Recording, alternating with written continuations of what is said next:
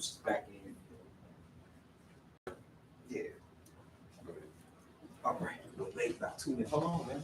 Oh, that's before you do this. All right. You just gonna stay there? No, I thought you wanted me to introduce. No, I'm just messing with you, brother. No, I ain't that important yet where I need an introduction.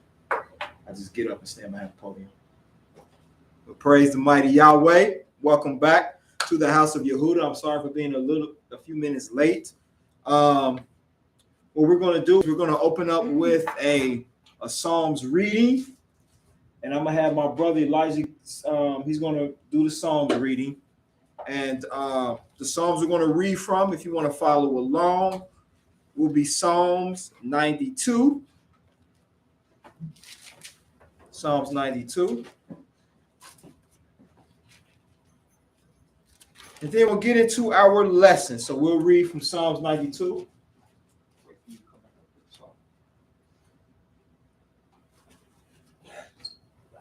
Alrighty. Psalms 92.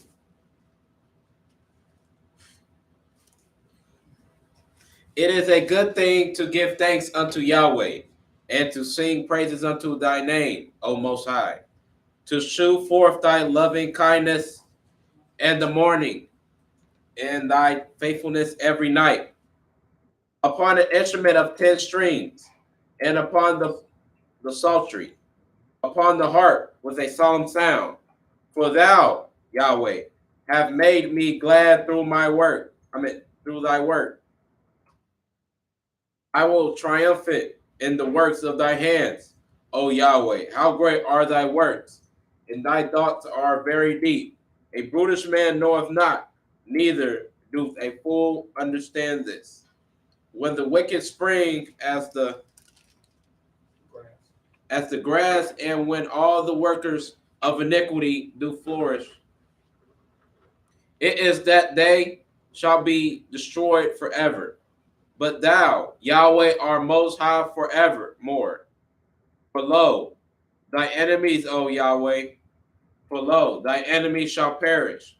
All the workers of iniquity shall be scattered, but my horn shalt thou exalt, like the horn of an unicorn. I shall be anointed with fresh oil. Make my eye also shall see my desire on my enemies, and my ears shall hear my desire of the wicked that rise up against me. The righteous shall flourish like the palm tree. He shall grow like a cedar in Lebanon. Those that be planted in the house of Yahweh shall flourish in the courts of our Elohim. They shall still bring forth fruit in old age. They shall be fat and flourishing, to shew that Yahweh is upright. He is my rock, and there is no unrighteousness in him. Hallelujah. Hallelujah. Amen. All right, thank you, sir. Back up there.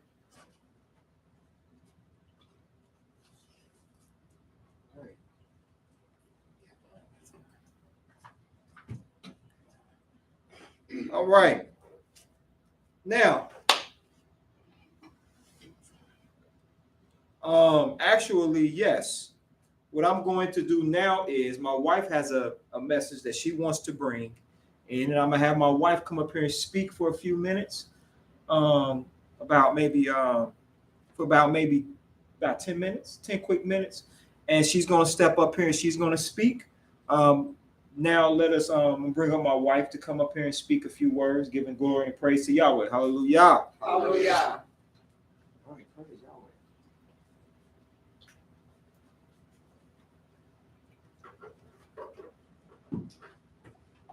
Shalom, shalom. Shalom, shalom. How's everybody doing? Well, praise That Yahweh. is wonderful.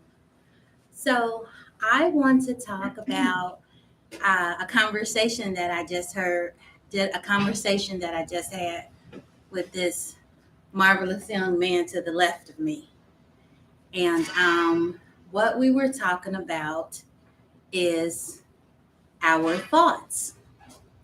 And one of the things that he mentioned is sometimes he has thoughts that he doesn't particularly appreciate.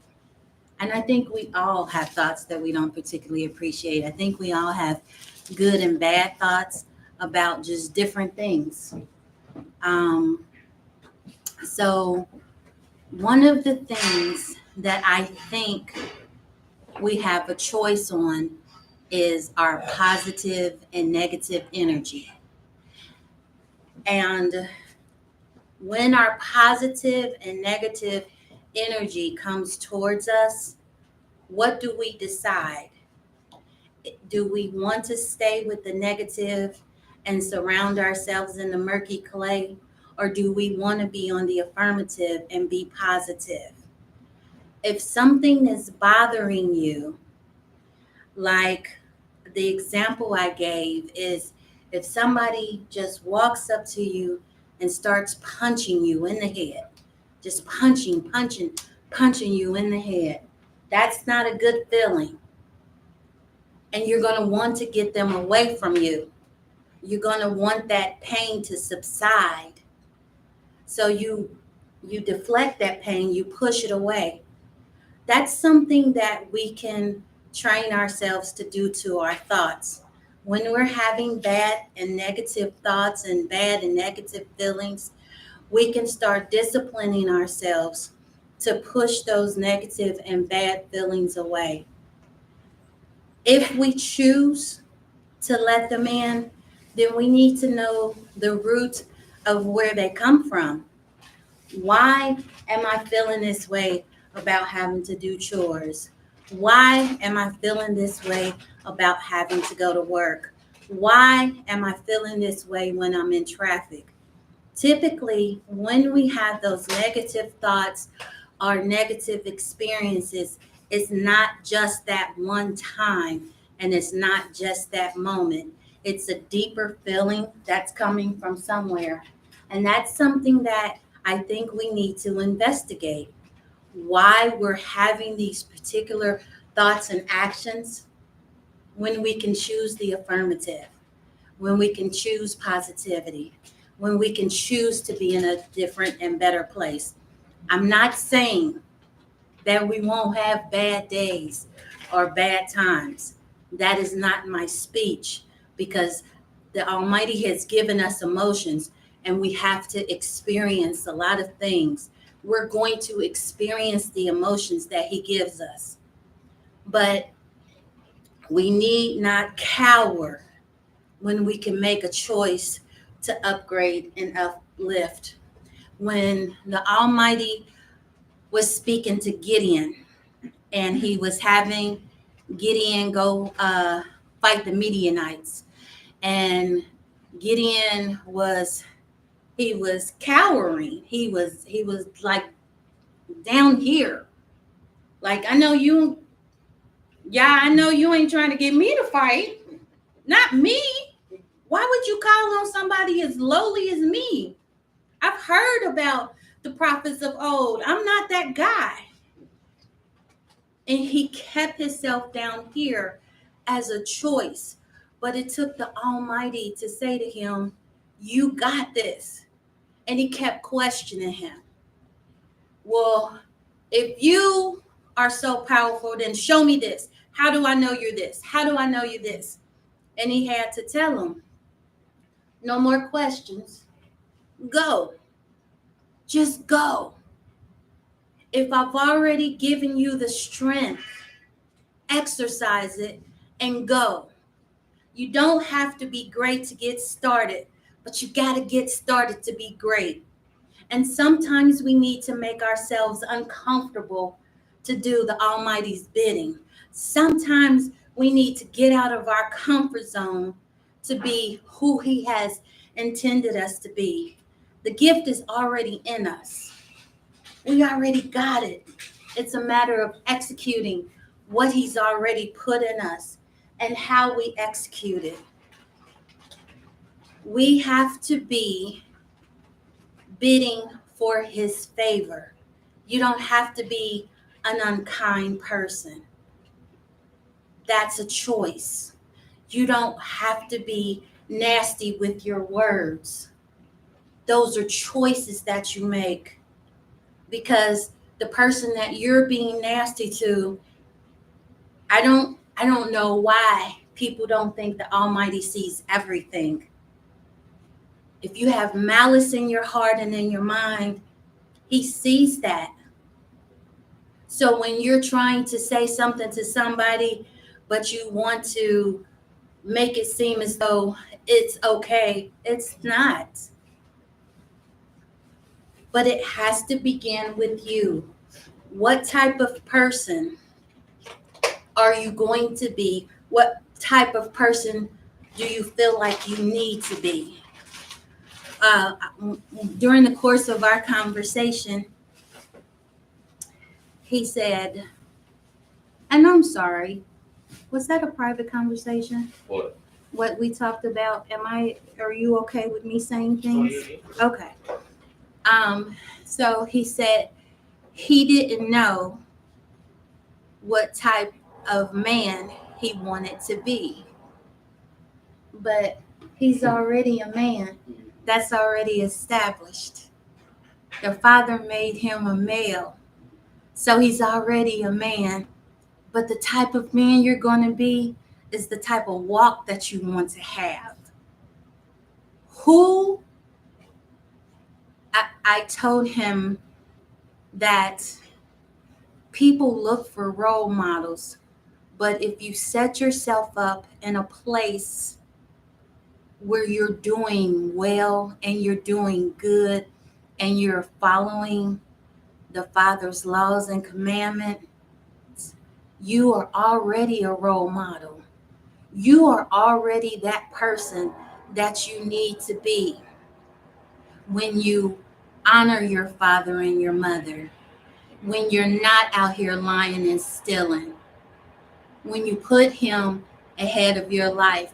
That path isn't traveled by many of integrity. That path isn't traveled by a lot of people who think that the outside world has more to offer. But nothing in the outside world woke you up this morning. The Almighty did. And so, at very least, thank Him in your actions. At very least, thank Him with your speech. At very least, just be grateful for the day that's been blessed and that you've been blessed to see. We walk in a world where it takes a lot not to let them infiltrate and bring on negative influences. There's so much we could be out here doing. There's so much we could be out here viewing. There's just a lot of things that are not kosher. There's a lot of things that people will try to get you to do and want you to do that's not of the Almighty's bidding. That's not great. I'm not saying, again, that you're never not going to want to cuss somebody out. I'm not saying that you're not going to want to be petty. I'm not saying those things aren't going to happen. It's what comes after that. What's the bigger picture? After you have been petty, has it satisfied you to the point where you're not going to want to do it again? Or is that the way you're going to operate? You have to know who you are before you present yourself to other people. You have to be okay with you.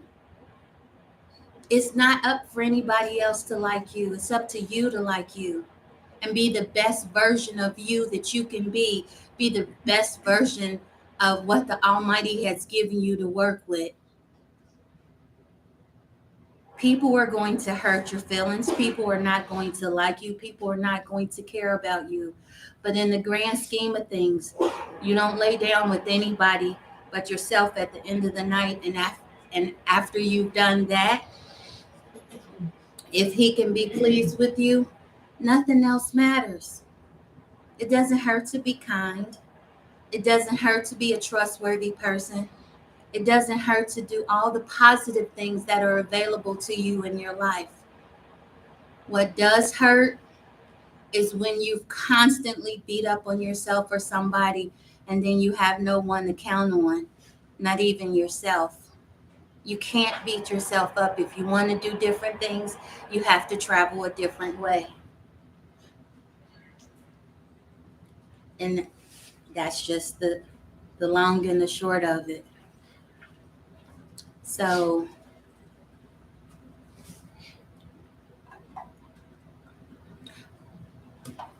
let's get back to Gideon. So he was cowering, but like I've said before, a comfort zone is a beautiful place, but nothing ever grows there. And if you intend to grow, and if you intend to be a better version of yourself, you sometimes have to be uncomfortable with yourself and people around you. And so he sent them in, right? And so the Midianites are this great army, right? Is a lot of them. And he called on Gideon. Gideon had 300 men with him. And it was a larger army than that, but they were scaled down because they didn't pass certain tests. So he's going in there with 300 men. But that's what we see in the visual. He didn't go in there with 300 men. He went in there with the Almighty backing him.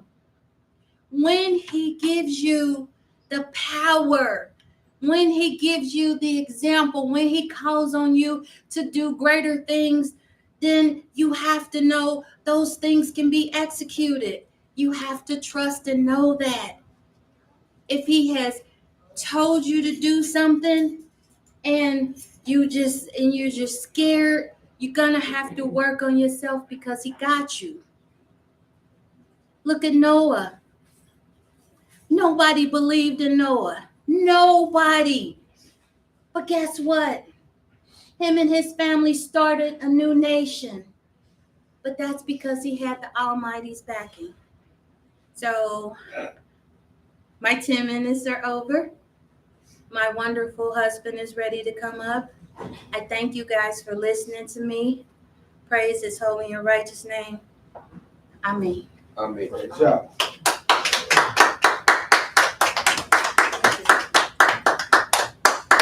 All right, praise Yahweh. Oh, thank you. Praise Yahweh. All right, that was good. That was beautiful. Thank you. And my wife, she gave me, she came up here and she spoke, and trusting in Yahweh. And don't we do that to the Almighty? He gives us a task. He tells us, okay, this is how. He tells us. He said, this is how you need to move. And we question him. We ask him 50 million questions. But what about this? What about that? Sometimes we have a problem just trusting the process. Right? Praise Yahweh. Beautiful. All right. Now, Passover, Feast of Unleavened Bread. That's what we're going to talk about, y'all willing, for the second portion of today's Sabbath services. Now, one of the things that I want to deal with is there are some questions that I want us to think about. The first question is, can we keep the Passover and the Feast of Unleavened Bread? That's the first question. For those that may just now be tuning in, the reason that I'm covering this is because this is around the time of the rabbit that lays the eggs. And around this time, people are celebrating the birth, or not the birth, but the crucifixion of the Christ of the New Testament. And they use this time and they call the Christ of the New Testament the Passover lamb. All right. So we're going to discuss a few things when it comes to the Passover, what its significance is, and all that great and beautiful stuff. All right. We're going to read a few chapters. Okay.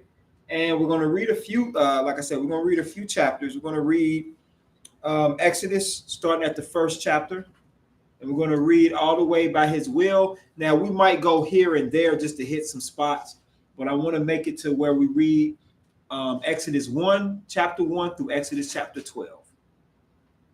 And if there are any questions or anything like that, we're open to that. Now, there are a few words. I want you to write down the definition of these words if you can. If you have a phone, type them in or whatever. But here's some vocabs.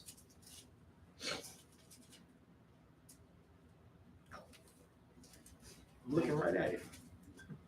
You're welcome, man.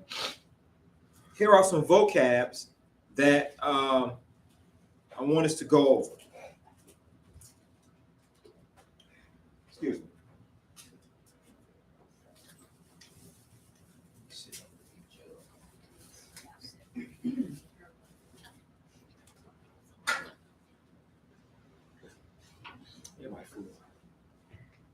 All right, my man. Well, I miss y'all, man.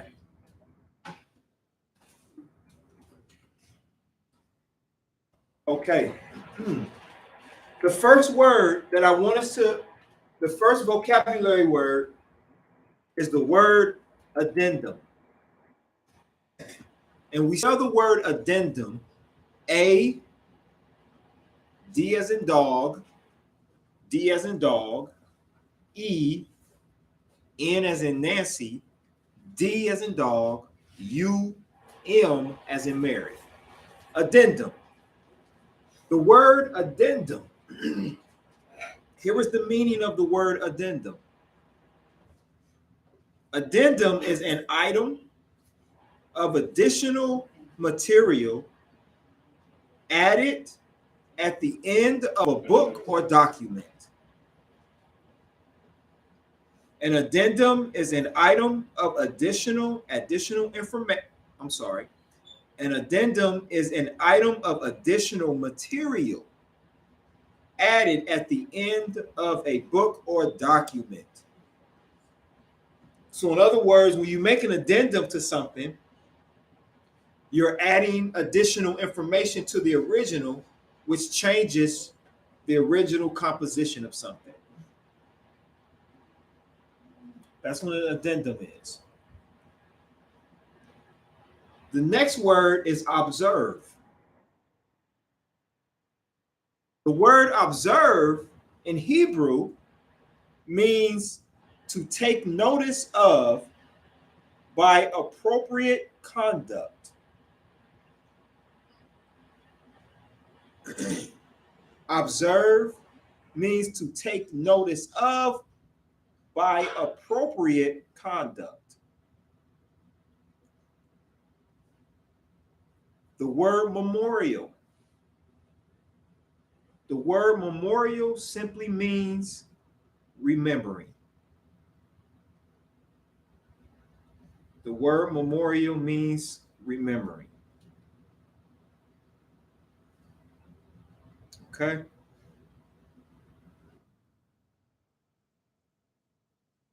And before we go any further, are there any other testimonies anyone wants to give? Anyone want to type anything in or want to say? Yes, sir.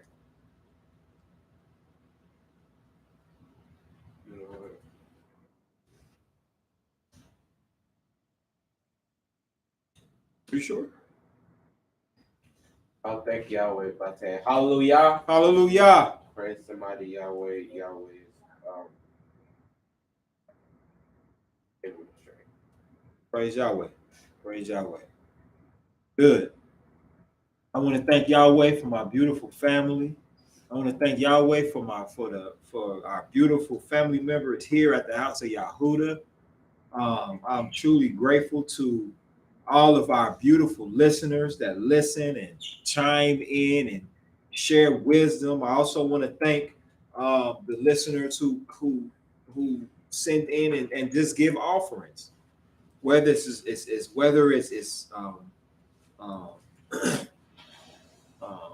whether it's something like money or wisdom, you give offerings, and we truly appreciate you here at the House of Yahudah for all of that you contribute to to help us maintain, to help my elder, because my elder, she's the one who makes sure that everything is in condition and set up.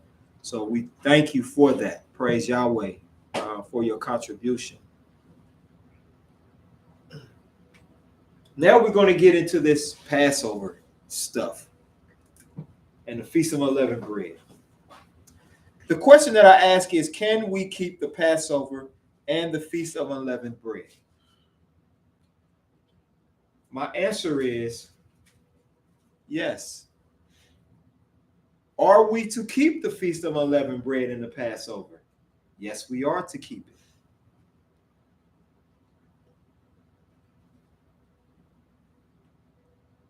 But can we keep it while we're in this land of captivity? Now we're going to open another door of questioning.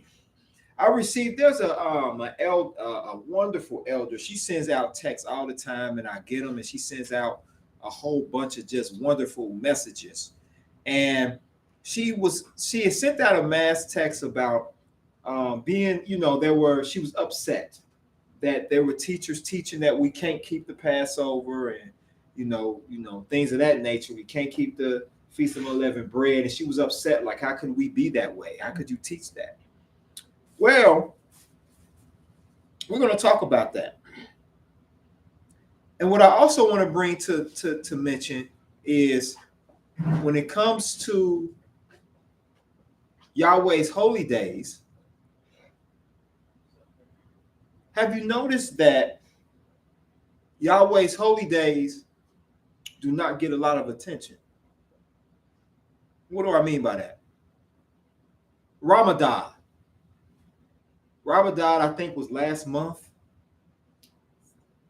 It's still going on. Ramadan is a Muslim holiday where they fast during the day and then they're able to eat in the evening.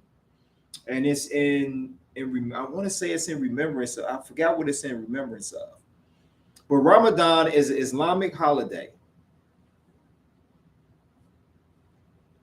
You know what the difference is between them celebrating Ramadan and the holy days that Yahweh told us to celebrate? The one thing is that Ramadan, you don't see Muslims arguing and debating and going back and forth on when Ramadan starts. Ramadan starts for everybody around the same time. And you don't see Knesset, you don't see mosques getting online saying, no, it's this day. No, it's this day. No, it's that day. No, it's this day. They say, no, Ramadan is on this day. It's so deep that it's even on this man's calendar on when Ramadan begins. The Jewish man will tell you when the Passover starts, right? When the Feast of Unleavened Bread begins. That's what the Jewish man will do. The Jewish man, he makes up his calendars and the holy days.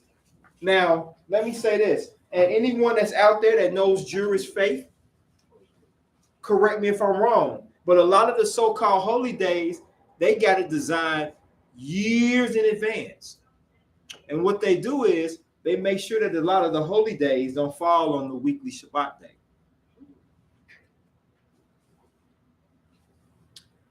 So what does that mean? That means that, the days that they say that the holy days are on may be incorrect. So, but yet, I saw a commercial this week.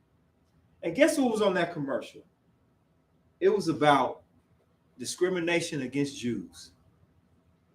Now, I'm not speaking against Jews, but what about the discrimination against Hebrew Israelites? What about the discrimination against YAH's people? But all that goes to show that Israel was not brought to the shores of America to be part of America. We were only brought here to work it, to build it, and to die. We weren't brought here to be part of a democracy. We weren't all brought over here to be part of no voting system. We were brought over here as punishment.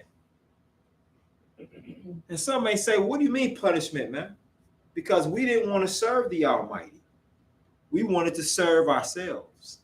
We wanted to serve the deities of the lands that we were in. Because let me tell you something. Guess what, guys? All of our ancestors that were brought over here were not Hebrew Israelites. We had some that believed in Islam. Islam has been around, it's a younger religion. It's only really been around a little over 2,000 years. The only spirituality that has really been around longer than even Christianity is the Torah, the laws of Yahweh. The laws of Yahweh. Christianity based their walk off of the laws of Yahweh. A lot of these religious sects base their philosophies and laws and statutes off of the laws of Yahweh. You understand? So, we're going to talk about the Passover, and I also want to deal with the reason why we celebrate the Passover. And can we keep the Passover and the Feast of Unleavened Bread here in captivity? All right. Now, like I said, we're not going to get into no debates and no arguments. We're going to have an intelligent Sabbath conversation. And you look handsome in your glasses too, my brother. You look nice, my brother. I like them.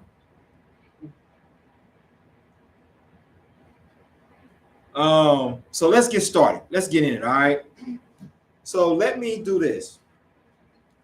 Let's open up with the reading out of the book of Exodus. Let's go to the book of Exodus.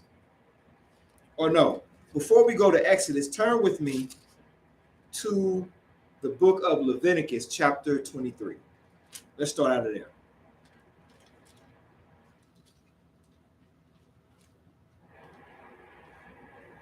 Queen, would you mind reading for me, please? Would you mind reading? Yeah, you.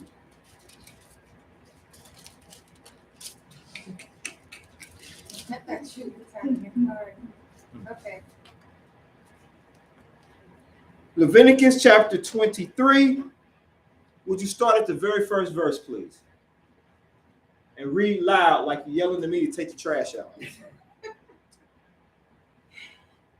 The appointed festivals. God said to Moses, speak to the Israelites and say to them, these are my appointed festivals, the appointed festivals of YAH, which you are to proclaim as sacred assemblies. Now, a lot of us, she's reading from a different version, but in the King James is dealing with, it says, and thank you, can you read out the King James? Thank you, sweetie. That go my man. What's good?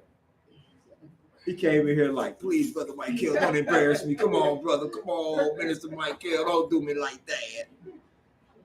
So it says here that the Almighty came to Moses and told Moses and said, speak unto the children of Israel and say unto them concerning the feasts of Yahweh, the appointed feast of Yahweh. It says, which ye shall proclaim to be holy convocations. A convocation is what? It's a gathering. What makes the convocations holy? What makes these gatherings holy is how they're holy because Yahweh established them. So we have to treat them as holy as well. The first holy day that's going to be mentioned is dealing with the Sabbath day. Would you read verse 3, please? 6 days shall thy work be done, but the seventh day is the Sabbath of rest and holy convocation. Ye shall do no work therein. It is the Sabbath of YAH in all your dwellings. Now, when it came to the Sabbath day, many would say you can't keep the Sabbath day because you need a sacrifice. Well, that's not true. Those sacrifices were done on the Sabbath day. The Almighty still requires us to keep this day holy. We just have to atone and ask for forgiveness for not being able to offer up a sacrifice. I can say that the sacrifice is your time and all that stuff, but that's not the sacrifice that we gave up on the Sabbath day. So we still have to keep this day holy. How do we keep it holy? As I spoke on earlier, that's when we got to practice on resting. Learn how to rest. Rest your mind. Rest your thoughts. I'm going to tell you. Let me ask this question to anyone, and you can answer. Anybody can answer. The more you worry about a bill, does it eventually make that bill go away? The more you worry about it. Like let's say that you got a disconnect notice, right? And you sitting there, you worrying, stressing, and worrying, and he gives you 6 days to do all that. And let's say you can't pay it until next week, which is way after the Sabbath day, right? So let's say you can't pay it. And you sitting there and it's the Sabbath day and you worrying about this bill. You worrying about being disconnected. You worrying about your car note. So what you trying to do is you calling up your cousin. Hey, can I park my car? Can I drive your car to the Sabbath class? You just trying to, you scheming and worrying, but doesn't make that bill or that disconnect notice go away any faster. It's still there, right? It's still there. So we put our bodies and our minds through all this unnecessary stress for what? It's not going to change the circumstance. Now, of course, that don't mean be negligent and just be not paying, not wanting to take care of responsibilities. But what happens if the Almighty calls you home and you still got that disconnect notice on your table? All they're going to do is write it off and go for the next person that needs to be disconnected. But the Almighty says it's a day of rest. This is a day of rest. You rest from drama. You rest from crap. Take a rest. Rest your brain. How do you rest your brain? Prepare it the 6th day. Preparation day, which is done on the 6th day, which would be on Friday, because the Sabbath is every Saturday. So on that 6th day, prepare your brain for rest. This is what you do. From the 1st day until the 6th day, which is Friday, deal with all your drama. Get it all out. You're going to yell at your children, yell at them. You're going to fuss at your husband and your wife, fuss. I'm just saying. I'm not saying you should, but get it out if that's what you need to do. You need to clean. You need to get your clothes out for the Sabbath. Get your clothes out. You need to prepare lunch. Prepare your lunch. Get your food ready on the 6th day. Get your stuff together. Our biggest problem is procrastination. That's one of our deadliest enemies, is procrastination. We procrastinate over everything. We so bad at procrastination, we even procrastinate to the end of our life. Like, what you mean to the end of the life? Somebody passed, and now we scrounging around having GoFundMe accounts because nobody wanted to pay for insurance. Nothing's together. Procrastination. There's nothing worse than having to rush through life. Because the more we rush through life, the less we're able to rest in it. How many of us done had to rush, and it just changed your whole day, don't it? Sometimes. You cussing people out in traffic. You cussing people out at your job. You cussing people out. You're mad at you. You're mad at yourself. You're mad at everybody because you had to rush and you had to hurry up. And that's because we procrastinate. Total transparency, last night, I fell asleep on the couch last night. I was really tired. Y'all woke me up at 2:30 last night. Put it on my mind, all right? You got to finish. You got to start your lesson. You got to finish it. I laid my head back and went back to sleep. It's 3 o'clock. Got up at 3 o'clock, did what I needed to do before the light broke through, and did my lesson. But I procrastinated. I had a whole week. You know, in my class, I don't have a third and fourth bell. That's basically almost a free bell for me to just sit and I can work on my lessons. But I didn't. I wait till Friday evening or Friday night to do my lessons.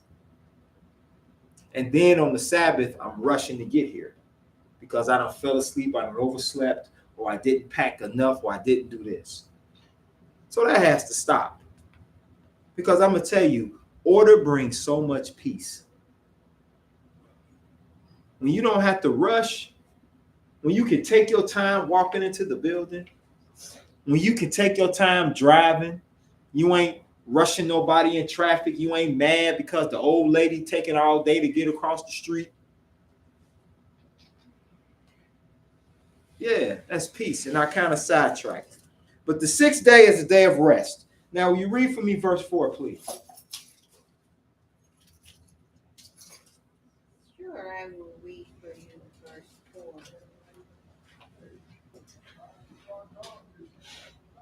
These are the feasts of YAH, even holy convocations, which ye shall proclaim in their seasons. You want me to continue? Yes. In the 14th day of the first month at even is YAH's Passover. And on the 15th day of the same month is the feast of unleavened bread unto YAH. 7 days ye must eat unleavened bread. Now, the Passover. The Passover is to be commemorated because that is the night that the Almighty passed over Israel, went into Egypt, and took their firstborn. Now, many would say, well, that sounds like murder. No, it doesn't. It's not murder. And the Almighty had a purpose on why he passed over the Egyptians. Passed over us and went to the Egyptians. Because as we're going to read about the different plagues, you're going to notice that a lot of those plagues didn't touch Israel, but they only dealt with those that were in Egypt. And Egypt was big enough to hold many provinces. So there were many nations in Egypt. So the Almighty passed over. It wasn't the angel of death. It wasn't an angel. It was the Almighty that passed through the land of Goshen, went into the land of Egypt, and took their firstborn. And they took their firstborn because we are the Almighty's firstborn. We're considered his firstborn. And the Almighty loves and has a certain admiration for being the firstborn. All right. Continue reading, please, in verse 7. In the first day ye shall have an holy convocation. Ye shall do no servile work therein, but ye shall offer an offering made by fire unto YAH 7 days. And the 7th day is a holy convocation. Ye shall do no servile work therein. Now, thank you. That's it for that one. Now, let me throw something else out here. Did y'all notice something different about the Feast of Unleavened Bread and the weekly Shabbat day? What you should notice is that the Almighty didn't tell us to make a offering made by fire, but he did it specifically for the Feast of Unleavened Bread and some of these other feasts we're going to read. You see, yes, off sacrifices were given up to the Almighty, but because we don't have a sacrifice does not mean we still are not required to keep the weekly Sabbath. All right, so now let's get into why do we have a Passover? Why do we have this Feast of Unleavened Bread? So I'm gonna need y'all read. We're gonna be reading. Turn to the book of Exodus, which is right after the book of Genesis. Turn to the book of Exodus, chapter 1.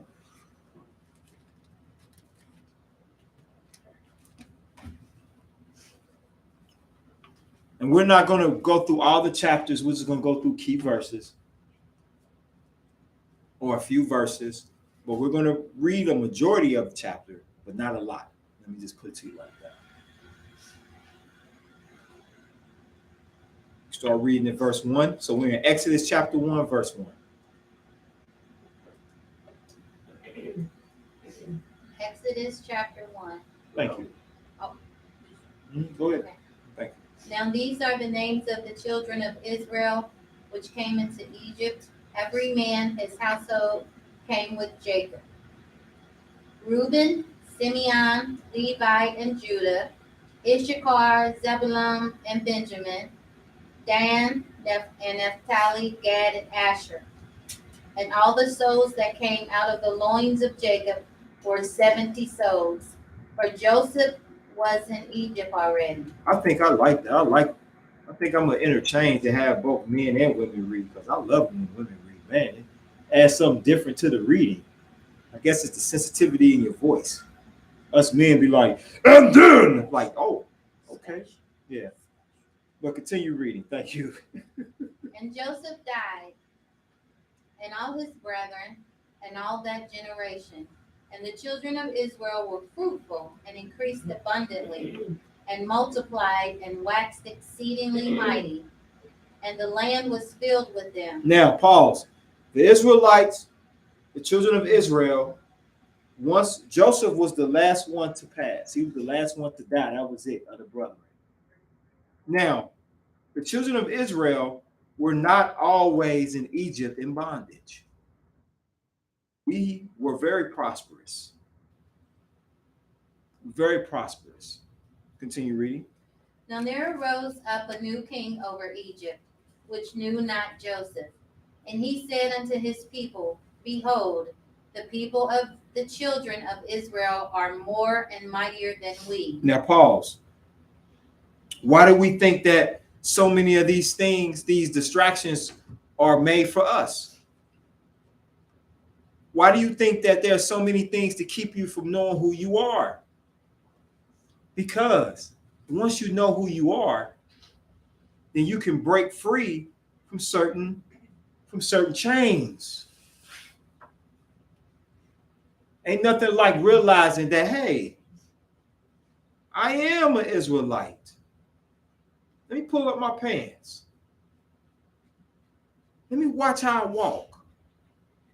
Hey, I am Israelite. I am beautiful.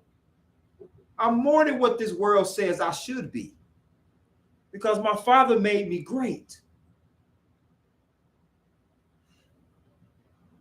And then that's how you become mighty. Because you know who you are. You can't fall for the old okie doke. Because now you know who you are. Continue reading, please. Come on, let us deal wisely with them, lest they multiply and it come to pass. Now, when it says let us deal wisely with them, this new king, when he say deal wisely, he ain't talking about nothing else but let's deal with these people in the sense of let's watch them and let's put them in a position where we got control over them. Isn't that what's happening today with us? We got basketball wives. We got doctor wives. We got all these different distracting shows, love and hip hop, the Flavor Love with Flavor Flav and his thing, and we got all these other shows that keep us distracted. I don't have no problem with him, but you got Tyler Perry and his shows, and you know what I'm saying, and you got all these things that keep us distracted.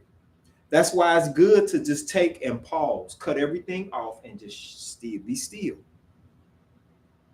Because you got to allow your brain to reboot. And when you reboot your brain, you reboot your spirit. Continue reading, please.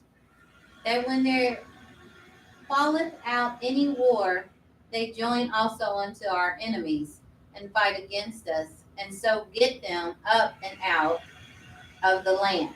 Now, that's why, let me tell you something. Dealing with our people, this man can't necessarily tell you why he don't like you. But I'll give you the exact reason why were treated the way they were treated. Number one is because Yahweh destined to be that way because we ain't right. And number two, this man, he don't know that, but he fears us. He fears us. Let me tell you something. Us as ministers, if we start talking and people start waking up, we are a threat. We are an enemy of the state. When you start walking around talking about and you telling people you Israel and who they Elohim is, when you start doing that and people start listening to you, and you get a little follow and you bringing people back to the Almighty, not to you, but we're bringing people back to Yahweh, you a threat. Because it's hard to get over somebody that's woke than it is somebody that's still asleep.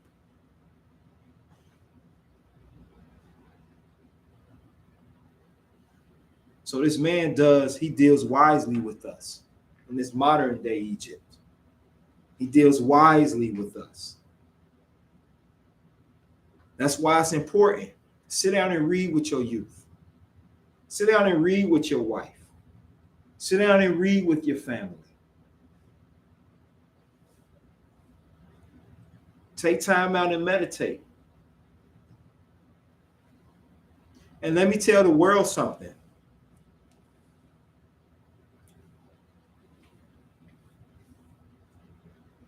I know that I'm in captivity. I know why things are happening to us. I'm not here to march against you. I'm not here to stand up and go to City Hall and want to picket and all that, because I know.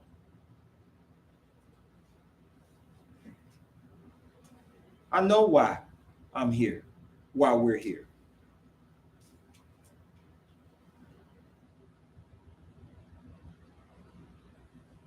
So continue reading, please. Therefore, they did not set over them taskmasters to afflict them with their burdens. And they built for Pharaoh treasure cities, Python and Ramesses. Now, what he did was he set over them taskmasters, which was the ones that made sure that a task was done and they did it roughly. And what ended up happening was he dealt with them. So we started dealing with Israel. And this is how Israel was introduced to becoming into the so-called slavery, or whatever you want to say that this was, the oppression.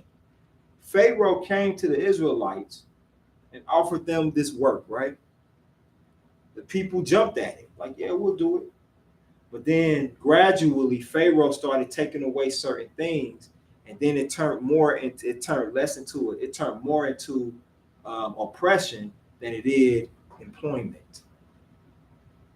And then eventually Pharaoh had the people end up going and getting their own martyr. They had to give, not only did they have to work as hard as they did, but Pharaoh stopped supplying the things that they needed. So he made them to go get it. He stopped them from doing it. He said, I ain't doing that. That was one of the tactics that he used. So then the people ended up having to get their own mortar. So then over time, and this isn't the course of, this is over generations. This isn't over a week or two. This is generations. It could have been in Egypt for 200 years. And on that 300th year is when they started getting into bondage. It could have been that. But for years and generations, they were prosperous. And then this new king comes about and is fearful of them because he's like, man, they great. What if they side with our enemies? Oh, we got to deal with them wisely. So that's what happened. Continue reading, please. But the more they afflicted them, the more they multiplied and grew. Now, let's pause. Tell me I'm wrong. But tell me this ain't proof that the Israelites were black. Like, what you mean, man? Go through some of your more impoverished neighborhoods. Tell me you don't see Nothing but children running around. Pregnant mothers, young mothers pushing strollers. Tell me you don't see that. But in your more affluent neighborhoods, you might see a Becky here and now and again. You might see a little Jonathan, a little Rusty running up and down the street. But go into the neighborhoods of the ghettos, and you'll see the Laquans, the Shafirs. We name our children after things we can't afford. Little Lexus, little Bugatti. You understand? Bus card. That's what we nickname it, our bus card. Little Kool-Aid, little ginger snap. That's what we naming them. But in our neighborhoods, if you notice that the more oppressed a people is, the more we reproduce. Because in some of our lower income neighborhoods, predominantly black neighborhoods, that's why they fight so hard to think about it. Think about a lot of the things that they put in the black neighborhoods. They put a lot of things in the black neighborhoods that they don't put in white neighborhoods. Sidebar, one thing I've noticed, have y'all noticed that a lot of those, those little stands that sell the Obama phones? Yeah. Y'all know what I'm talking about? That sell the Obama phones? Have you noticed that they only in poor neighborhoods?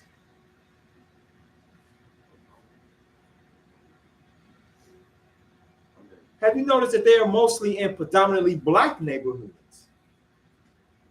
I don't see them really setting up in places that's poor but predominantly white. I see them setting up in places that are more predominantly black.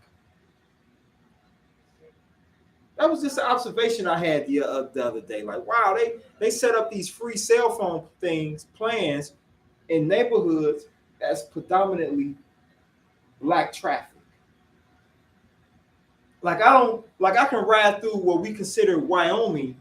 In certain parts of Wyoming, you won't see a drive-through.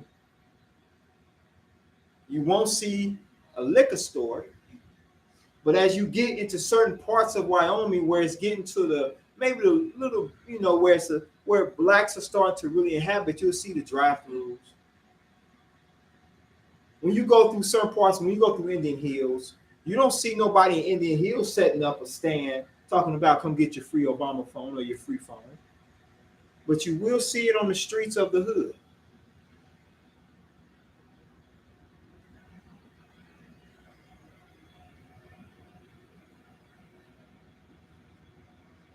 Continue reading, please. And they were grieved because of the children of Israel. And the Egyptians made the children of Israel to serve with rigor. And they made their lives bitter and hard with bondage, in mortar and in brick, and in all manner of service in the field. All their service wherein they made them serve was with rigor. Okay, now rigor is oppression. So now we're gonna stop there for that one. So this is the catalyst for what brought about the Passover and what we call the Feast of Unleavened Bread. Because the Almighty's people, there was a generation that came up after Joseph died that didn't call on Yahweh. This is the generation that we're talking about here.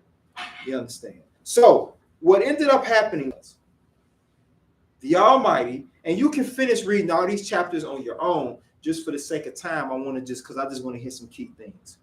Now, the catalyst for starting the whole Passover and the whole Feast of Unleavened Bread was the fact that Yahweh loved us so much, and he saw the abuse that we were going through. He saw our pain. He heard our cries. You think Yahweh didn't see when the whip hit the back of our ancestors and the flesh flew off from their bodies?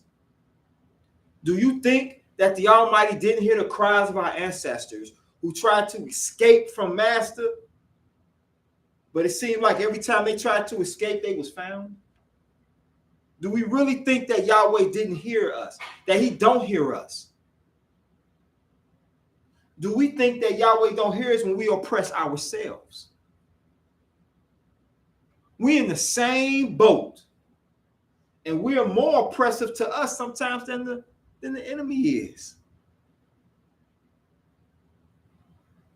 We're going down now to Exodus chapter 2. Son, will you start reading that verse at number 1? I'm going to do an interchange if that's okay. All right. Thank you, Hamburger. Exodus chapter 2. And there went a man of the house of Levi, and took to wife a daughter of Levi.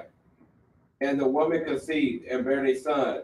And when she saw him that he was a goodly child, she hid him 3 months. Now, this is getting into the story of Moses. Moses was a Levite. The priesthood was started with Aaron. No, it wasn't. It wasn't started through Aaron. It was established through Aaron. It was reestablished through Aaron. That's what I'm going to say. Because there were priests before him, because you had Methuselah. And you had, so now we're going to reestablish the priesthood through Aaron, who was a Levite. But every Levite wasn't a priest, but all the priests were Levites. Okay, if that makes sense. Continue reading. I just wanted to throw that out there.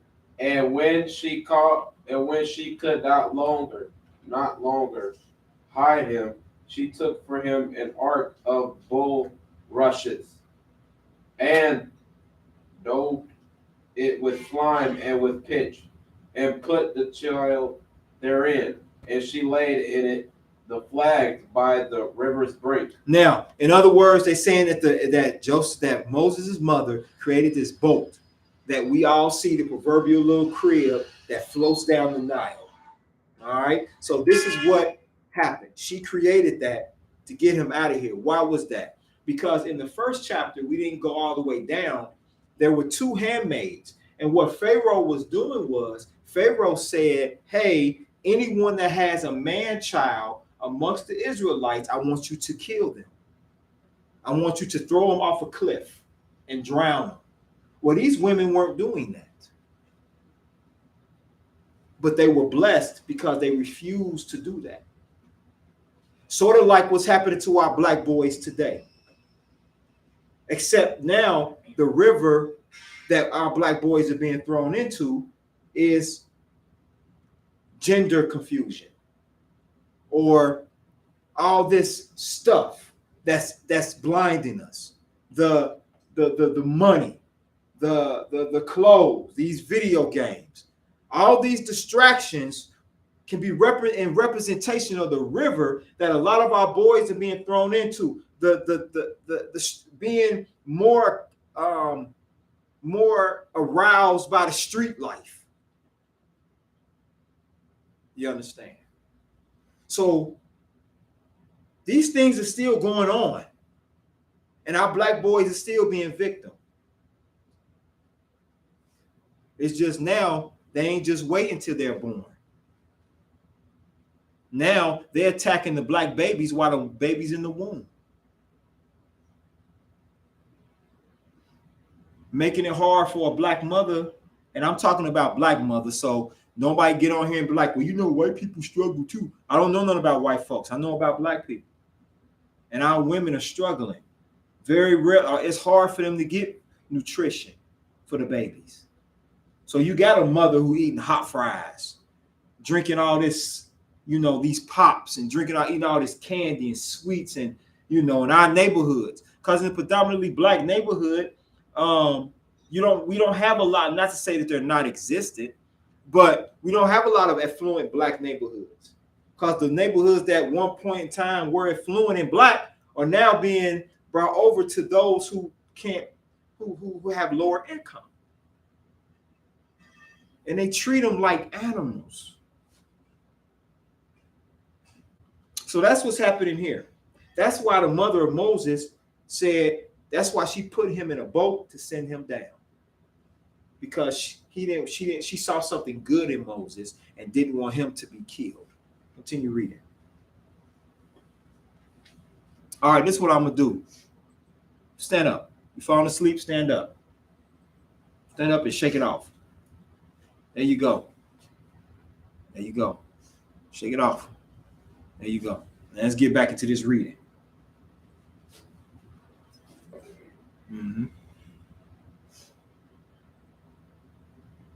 And his sister stood afar off, to wit what would be done to him. And the daughter of Pharaoh came down to wash herself at the river, and her maidens walked along by the river side. And when she saw the ark among the flags, she sent her maid to fetch it. Now, Moses is an Egyptian name. The Hebrew name that was given to him was Shemaiah, but his Egyptian name is Moses. This daughter of Pharaoh saw this baby, took this baby,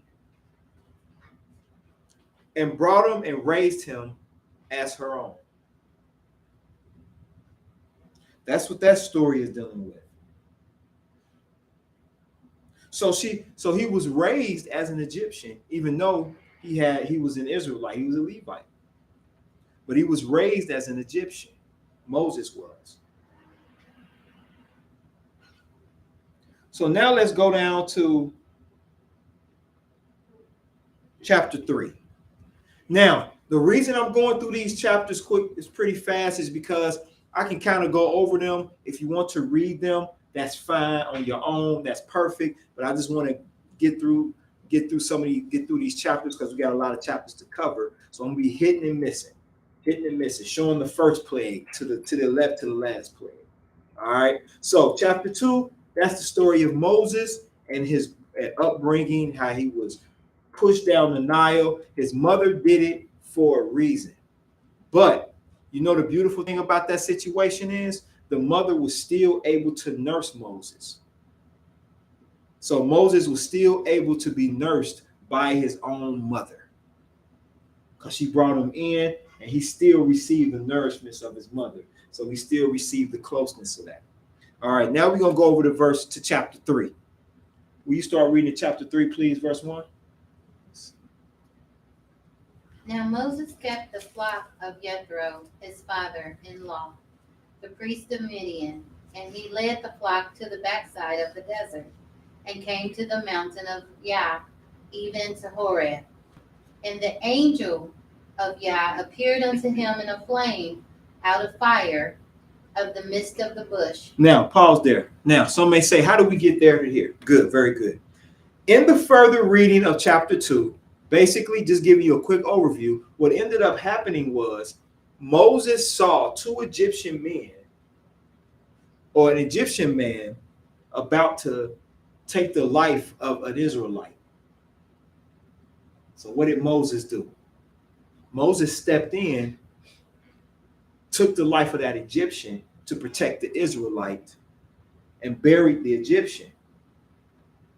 And guess what Israel did? These are who you call you. I'm going to spell it out. These were NIGGAs.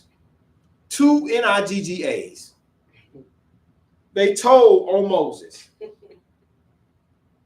Moses feared for his life, so he fled and left Egypt. And now we're at that point where he left Egypt, and he married. He had married an Egyptian woman. It wasn't an Egyptian woman. He had married the daughter of Midianite. He married a Midianite woman, and that's where this is picking up at. So he went from chapter 2 talks about him being brought forth out from the waters, raised as an Egyptian. He saw an Egyptian about to take out the life of one of his fellow Israelite brothers, and he stepped in, took the Egyptian's life, and two Israelites told on him. So he feared for his life, and Moses fled. And now we're at the point where Moses married a Midianite woman. Go ahead.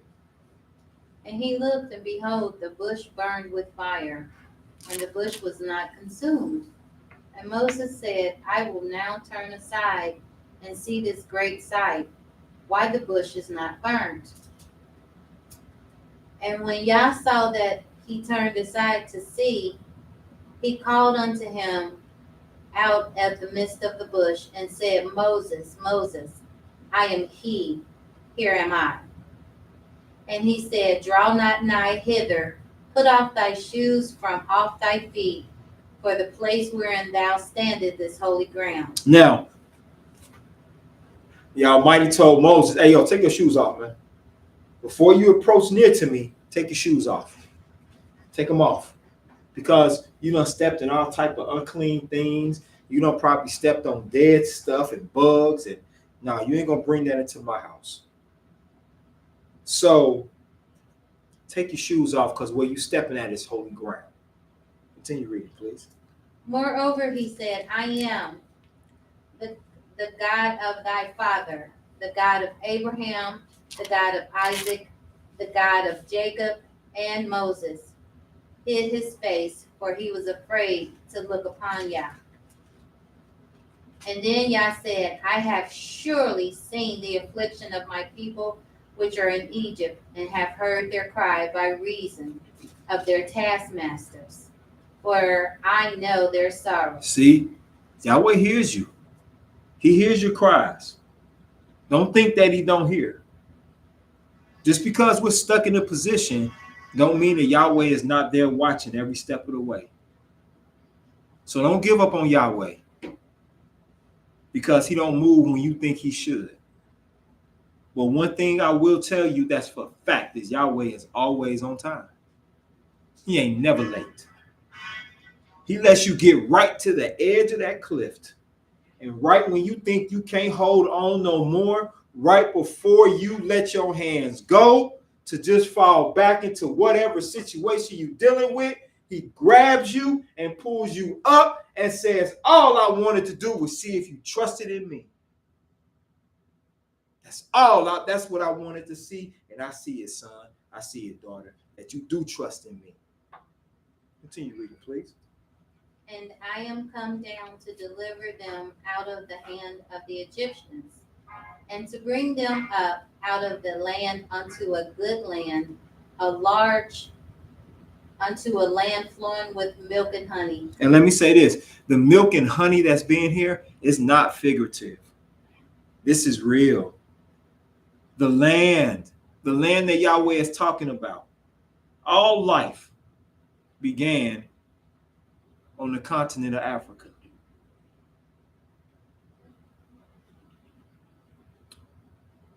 Yahweh gave us a land that was so vast and so prosperous that it flowed with milk. It flowed with the sweetness of honey. That's how beautiful the land is that he was giving us. This land was enriched. The soil was enriched. Let me ask y'all a question. Have y'all ever traveled, when y'all travel, have y'all ever traveled outside of Cincinnati into a more rural area where there's not a lot of pollution? Have you ever noticed that sometimes you get a little sick? You might get a sinus infection, or you might get, you start sneezing and coughing and you just feel really bad. Well, that's because your body is adjusting to what's fresh. Because your body is adjusting to that. Could you imagine going to a place or being taken to a place that there are no chemtrails? To where if you drop an apple on the ground, you can pick it up and do this to it and eat the apple. A place to where the soil is so black and rich that you take and just accidentally drop a seed in it and something flourishes from it. Could you imagine where the water is clear? I see skies of green. Yeah, no, Vic. But could you imagine eating fruit straight off the tree? When the scriptures talk about grape clusters this big with seeds in them, the juice just running down your arm, and it's sweet, naturally sweet, right? Could you imagine walking outside and smelling what dew really smells like, the sweetness of air. You understand? You laying in the grass and it feels good. You go to dig your garden and you ain't hitting clay because it ain't, you hitting straight dirt. Yeah. Be in some place where it's against the law to serve pork. It's against the law to serve things that are unclean.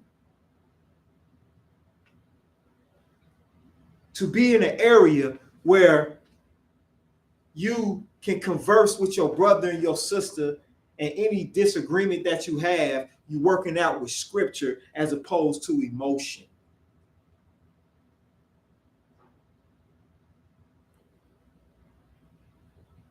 Being able to take your wife in her age of 50, 60, 70 and still produce a seed.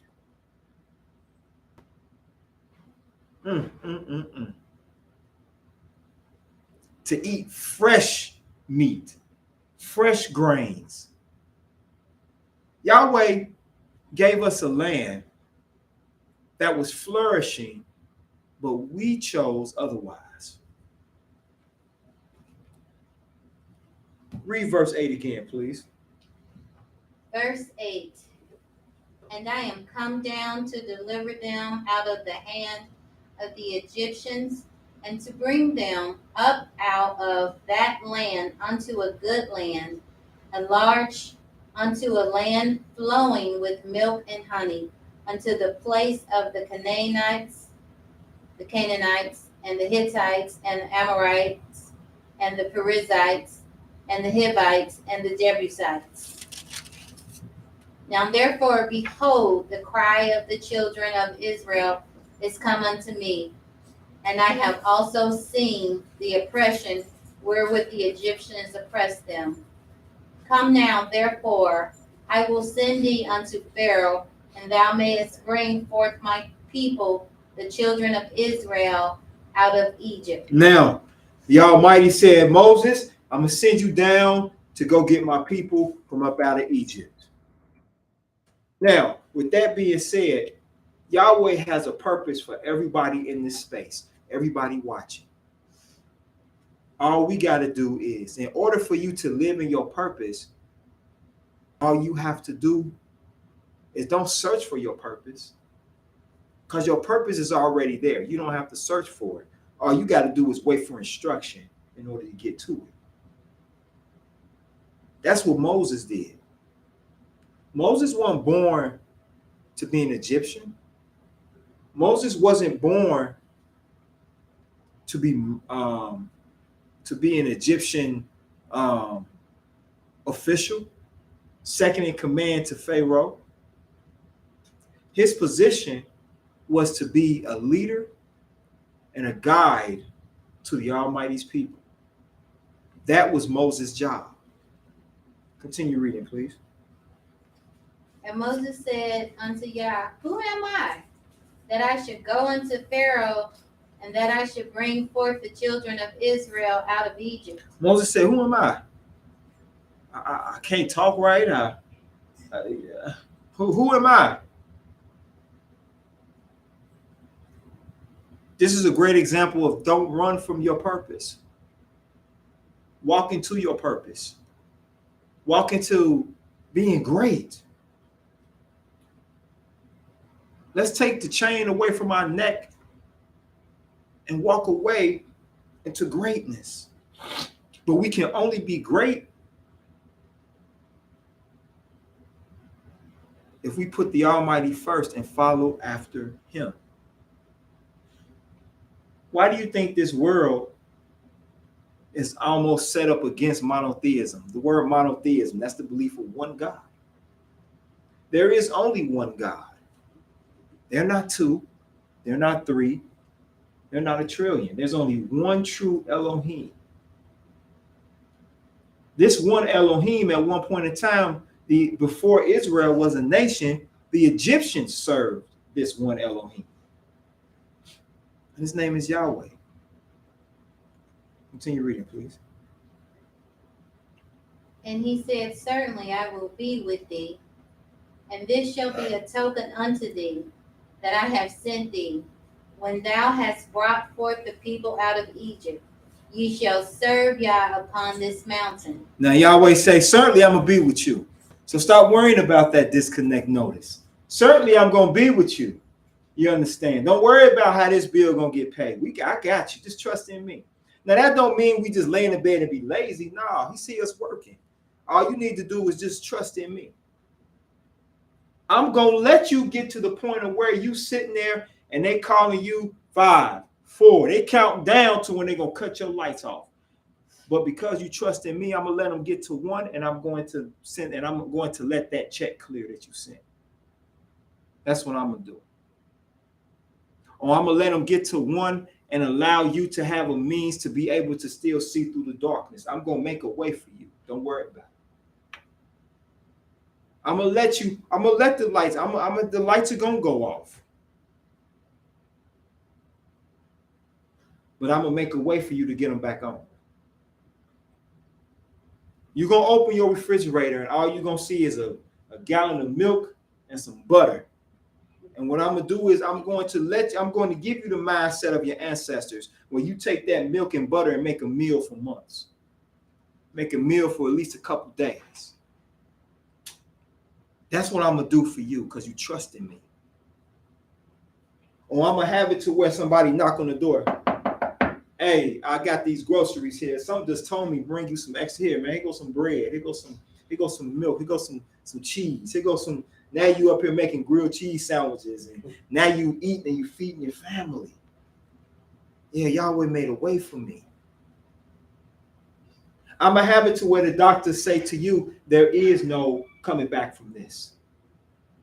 You out of here. I give you 4 months. I'm only gonna give you 4 months. And you don't die till you in your 80s. When you got that message, you was in your 30s. Because the Almighty said, this man don't tell you when you're gonna go, I do. And if this man happens to be able to tell you when you're gonna go, that's because I allowed it to be.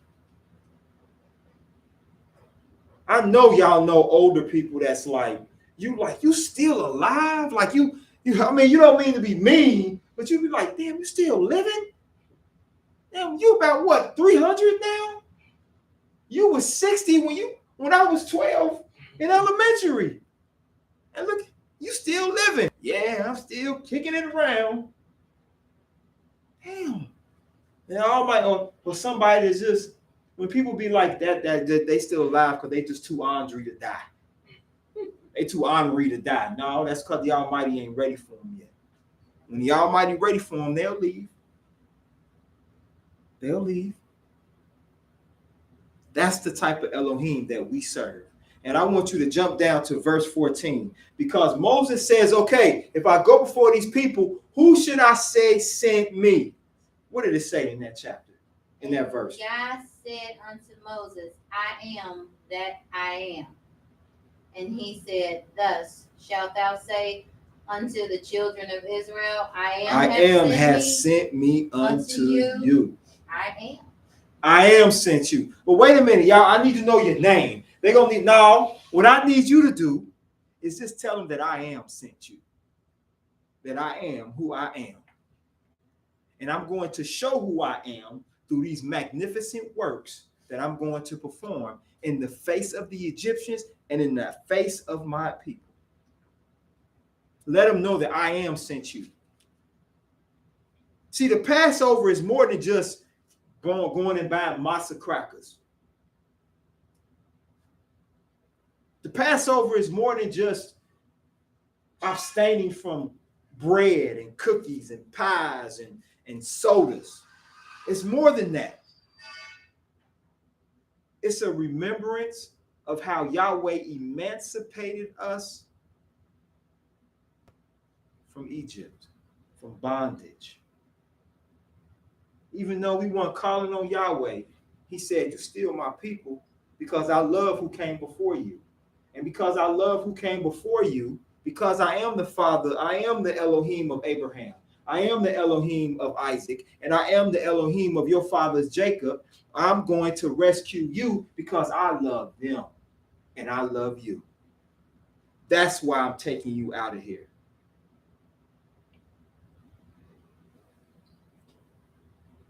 And I'm sending a man to you that you turned your back on to be your guide up out of this oppression. So he sends him to Egypt. He sends him to be before Pharaoh. And now we're going to go into chapter 4. Because he lets them know it's something happening going on here in chapter 4. And it's something very significant that we'll read. Would you start reading at verse 1, please, sir? Exodus chapter 4, verse 1, please. And Moses answered and said, But behold, they will not believe, nor hearken unto my voice, for they will say, Yahweh hath not appeared unto thee. Yeah. You ever try to talk to somebody about the Almighty? And they be like, well, he ain't showed himself to me. Why should I believe in something I can't see? See, I can see this oppression. See, I can see the police beating me. I can see them bullets when they come in my way. See, I can see the racism. I can see the discrimination. But nigga, I can't see no God. I can't see your Yahweh. I can't see this. You talking about some damn freedom. I can see this poverty though. You understand? I can see how this system is set up against me. I can see how my sisters are encouraged to abort black babies. I can see that though. But you coming at me with this Yahweh stuff. See, I can't see that. But the beautiful thing about it is, thoughts like that don't stop Moses.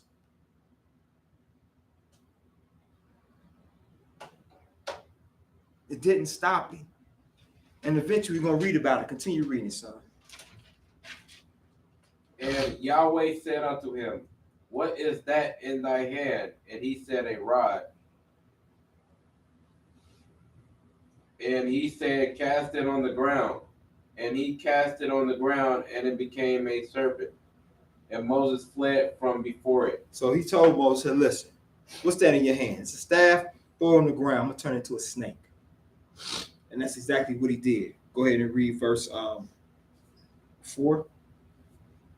And Yahweh said unto Moses, Put forth thy hand and tell it by the tail. Take it by the tail. And he put forth his hand and caught it, and it became a rod in his hand, that they can believe that Yahweh, Almighty of their fathers, the Elohim of Abraham, the Elohim of Isaac, and the Elohim of Jacob have appeared unto thee. And Yahweh said for more unto him, Put now thy hand into thy bosom. And he put his hand into his bosom, and when he took it out, behold, his hand was leprous as snow. Pause. Who was that? Bronson? Was that him who played Moses? Who was the white guy that played Moses? The original, in the original Ten Commandments. Heston. Charlton Heston. What color was Heston? What color was Charlton Heston? He was white, wasn't he? He was white, wasn't he? They didn't get that from scripture then. No. They didn't get that from scripture. Moses was black. Moses was of color. Let me tell you something. Let me ask y'all a question. If you see a white man turn whiter, is that really anything? You might just go, oh, you need a tan. Or you might not be feeling well. Or you might be pale.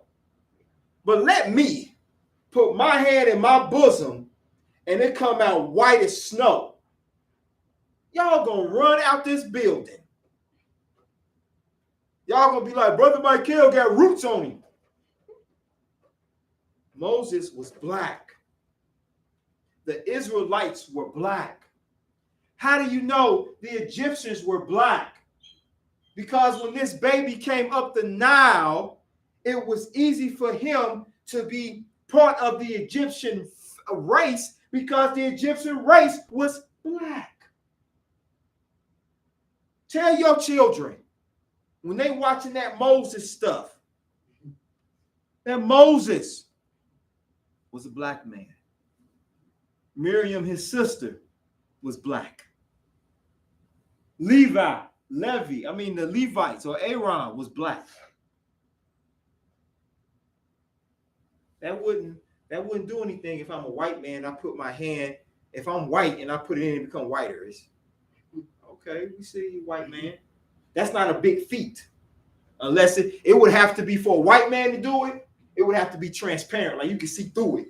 Like it would have to disappear, not just turn white. But let a black man or a man of color do it. Oh yeah. Yeah. See, Moses was black. And that's proof. Continue reading, son. Verse 7. And he said, put thy hand into thy bosom again. And he put his hand into his bosom again and plucked it out of his bosom. And behold, it was turned again as his other flesh. It was black. It was of color. The color returned back to it. That's what happened. The color returned back to it. Continue reading, son. And it shall come to pass, if they will not believe thee, neither hearken to the voice of the first sign, that they will believe the voice of the later sign. And it shall come to pass, if they will not believe also these two signs, neither hearken unto the voice, that thou shalt take of the water of the river, and pour it upon the land, upon the dry land, and the water which thou takest out of the river shall become blood upon the dry land. Now,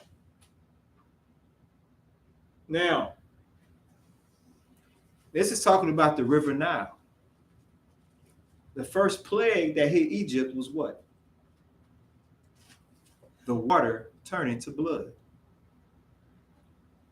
But check this out, though. And then we're going to move on to chapter 5. Start reading at verse 10.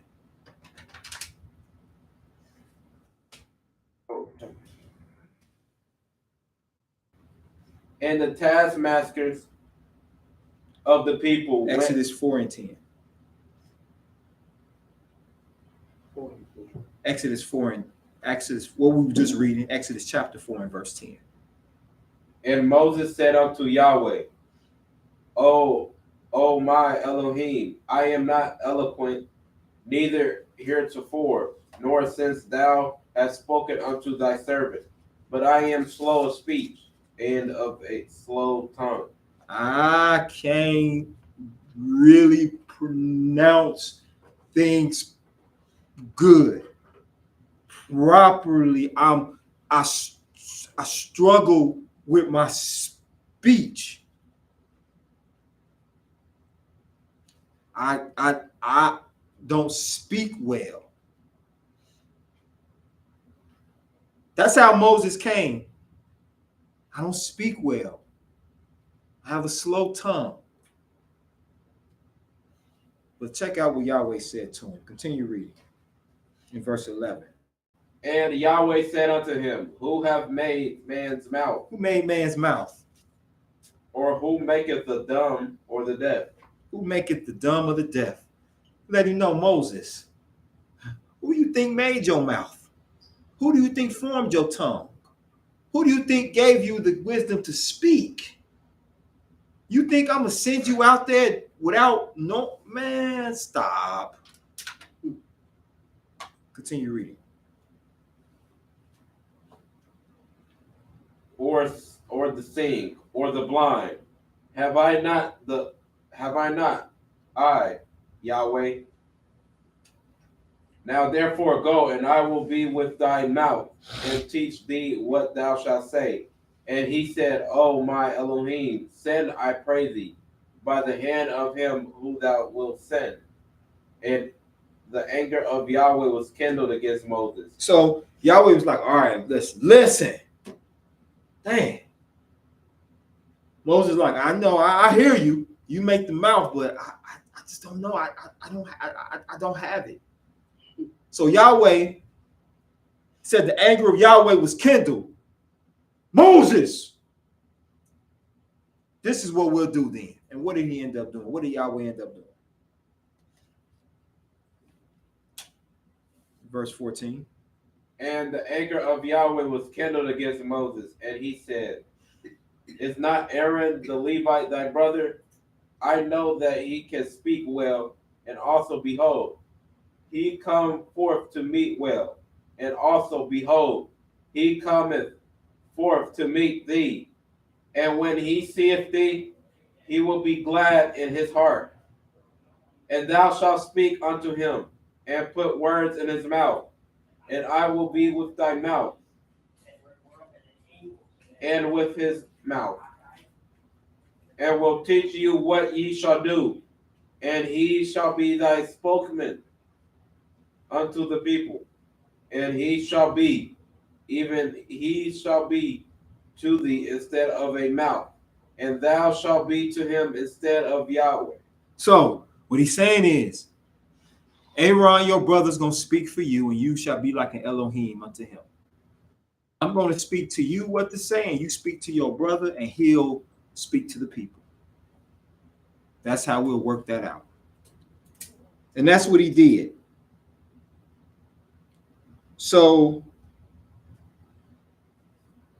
he took his wife, and like I said, you can read this chapter on your own, but he took his wife and he returned back to Egypt to go and confront Pharaoh. But there was something key in this chapter 4 that I want us to always keep in remembrance. And it says, what do you want me to tell the people? And this is the message he wanted to tell the people. Turn and read verse 22. Chapter, still Exodus, we're still in Exodus chapter 4, but now we're going to look at the 22nd verse. We turn 22nd verse. And thou shalt say unto Pharaoh, Thus saith Yahweh, Israel is my son, even my firstborn. Pause. Yahweh said that we as a nation are his son, even his firstborn. We belong to Abba, to a father who is all-knowing, all-powerful, and there is no limitation to our father. You know where the limitations come from? Is the limitations that we put on the Most High. There's nothing impossible for our Father. All we have to do is build that trust with him. But he's saying, tell Pharaoh that Israel is my son. Israel is my firstborn. Israel belongs to me. Israel, that's my baby. And I'll be danged if you hurt my baby anymore. I'm coming for my child. Come my hell and my high waters, I'm going to knock your pride down like the towers of Babel. Because I'm coming to get my child. Do you see the love the Almighty has for us? That should make you want to be hype, to want to be better, to want to do better. Continue reading, please. And I say unto thee, Let my son go, that he can serve me. And if thou refuse to let him go, behold, I will slay thy son, even thy firstborn. Now, that's what's going to lead eventually into the Passover. It's where the Almighty told Moses or told Aaron to tell Pharaoh, look, either let my firstborn go, or I'm going to take your firstborn. An eye for an eye. An eye for an eye. That's the Elohim we serve. I know the world would think, no, why would I want to serve a guy like that? He's so mean. He's so mean. He always want to destroy stuff. No. The Almighty, he loves hard. Y'all notice that? Yahweh loves real hard. Yahweh would destroy anything that fools with his loved ones. Just like he loves us hard, for those who you love, let me ask y'all a question. Of course, most of us in here are parents, except for the young men. But we're parents, right? Did you ever treat your so-called favorite child a little different than you did the other children? You expected more of them, so to speak. They caught the brunt of you fussing at them. You know, they looking at you, but hold on. They be like, but Mom, I didn't do it. Yeah, but I put you in charge of your brothers and your sisters. You come home, hey Mom, I got a B. I'm not saying this is right, but you might go, hey Dad, hey Mom, I got a B. They be like, you couldn't have got an A. Well, you ain't happy with this B? And your little brother come in and he be like, I got a C. All right, little man, you got a C. All right. Man, you stand there like, what I got a B? This fool got an average. I am a little bit above average. Okay, whatever. All right, I'll let that slide. You play a sport. You miss a free throw. The hell you doing, boy? You know better than that. You better. But Dad, I'm the only one on the team that scored 60 points. I scored the majority of the points for the team. Yeah, but you missed that free throw. Dang. Your little brother, he plays soccer.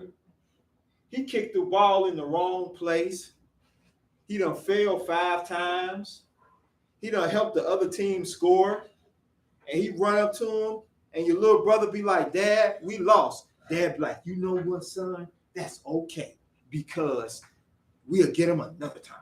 And you stand there like, but I scored 70 points at the end of the game and missed a free throw. You yelled at me. And then one day, you go to your father and you say, Dad, why did you treat me different than my little brother? And he looks at you and say, because, son, I saw greatness in you. Not that your little brother wasn't as great, but I saw greatness in you, son. So I was harder on you because I wanted you to live to your greatness. That don't mean I didn't love you, son. But what that meant was I saw something in you that I didn't see in your little brother. That's how Yahweh feels about us. Yahweh is the creator of all different nations. He ain't just created Israel. He created all nations. But he has a love for his black daughter and for his black son.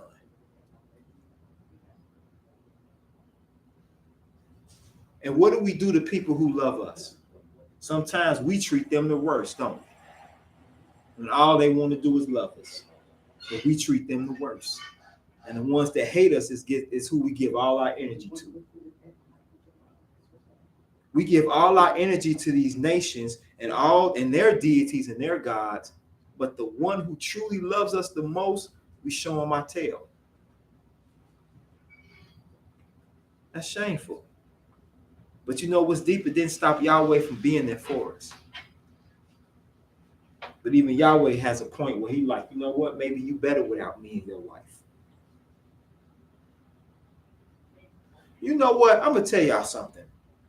We'll hold on to raggedy relationships before we'll hold any title to the Creator. We'll be in relationships where we getting abused, we getting cussed out, we got to sleep with one eye open. We're sticking them relationships. I know y'all ladies got girlfriends that you done asked, why is you with Leroy? Because I love him. Yeah, but he's kicking your tail. I know he hit me, but what happened was I made him mad. What? Okay, I'm mad you made him. He don't got the right to put his hands on you. You just don't understand. You don't know love. Because we have bad times. Everybody have bad times. No. There's a difference between having bad times and you getting abused. There's a difference. Bad times is we don't know where our next meal may come from, but we're going to stick it out. Abuse is you fixed his plate because you put the chicken next to the cornbread. He slapped you with the plate and the chicken. That's abuse. But that's how we treat people we love the most. But Yahweh said, you let my firstborn go, you know, we'll be good. But you don't, I'm going to take your firstborn. So that's what that is. So now let's go into chapter 5.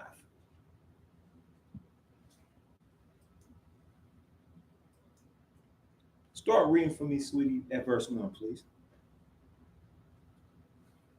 Chapter 5, Exodus chapter 5. Verse 1. Verse 1. And afterward Moses and Aaron went in and told Pharaoh, thus said YAH Almighty of Israel, let my people go, that they may hold a feast unto me in the wilderness. And Pharaoh said, who is this YAH, that I should obey his voice to let Israel go? I know not the God, neither will I let Israel go. You hear the arrogancy in his voice?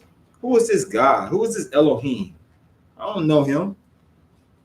But there's something key in this, and I'm going to throw it out there real quick. What's key in these verses is the fact that Yahweh hardened Pharaoh's heart. Yahweh hardened Pharaoh's heart because Yahweh wanted to show Pharaoh that I'm Elohim. That I'm the one. I rule in the kingdom of men. You just inhabit it. So he hardened Pharaoh's heart to show Pharaoh who Elohim is and to show the people how powerful he is. I want to show you that through me doing these things to these Egyptians that I love you. And I love you so much that I'm willing to destroy this nation for you. That's why the Almighty say, man, other nations are like a drop in the bucket compared to us. But Yahweh says, I love you. I love you. And I love you because I love you. I don't choose you because you were more than many nations. I'm not willing to save you and destroy this nation because you are more in number, you're more mightier, because you're actually fewer in number. But I love you simply because I love you.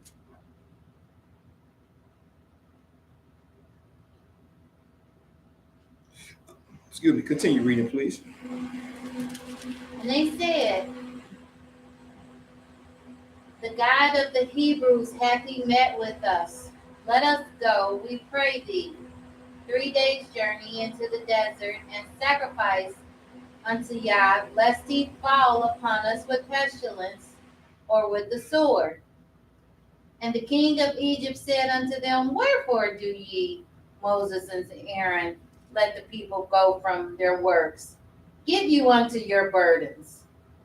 And Pharaoh said, behold, the people of the land now are many, and ye make them rest from their burdens. And Pharaoh commanded the same day the taskmasters of the people and their officers, saying, ye shall no more give the people straw to make brick, as heretofore. Let them go and gather straw for themselves, and take the tale of the bricks which they did make heretofore, ye shall lay upon them. Ye shall not diminish out thereof. Now, because Moses came up and said, hey, man, let these people go, Pharaoh got irritated. Pharaoh said, you know what? I ain't letting nobody go. As a matter of fact, let them get their own mortar to make these bricks. Let them get their own stuff that's needed and their own things to get these bricks. We done fashioning them. And not only are you going to get your own stuff, but you're going to stay on task as well. That was just pure cruelty. So now let's jump over to chapter 7 of Exodus. So in chapter 7, son, we start the first verse.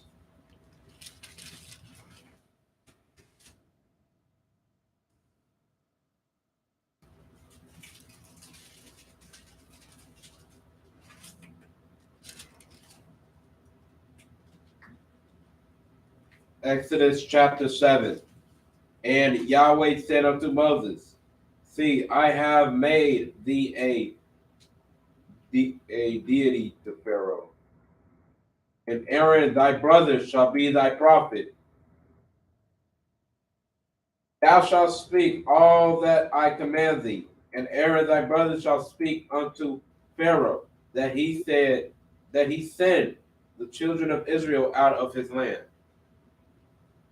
And I will harden Pharaoh's heart, and multiply my signs and my wonders in the land of Egypt. Now pause. As I stated, even when Pharaoh gets to a point where he be like, look, gone, y'all gotta go. Yahweh said, I'm gonna harden his heart because I'm gonna do these signs. And I'm gonna do these signs because I want to show Egypt that I am ruler in the kingdom of men. I want to show Israel that I love you that much, that I'm going to destroy these nations just to get you out because I love you. Now what we're going to do is this: we're going to drop down. Now, it talks about in here dealing with the serpent. He drops the rod, and the snakes became a serpent. Pharaoh got magicians to do the same thing. They dropped their rods, and their rods became serpents.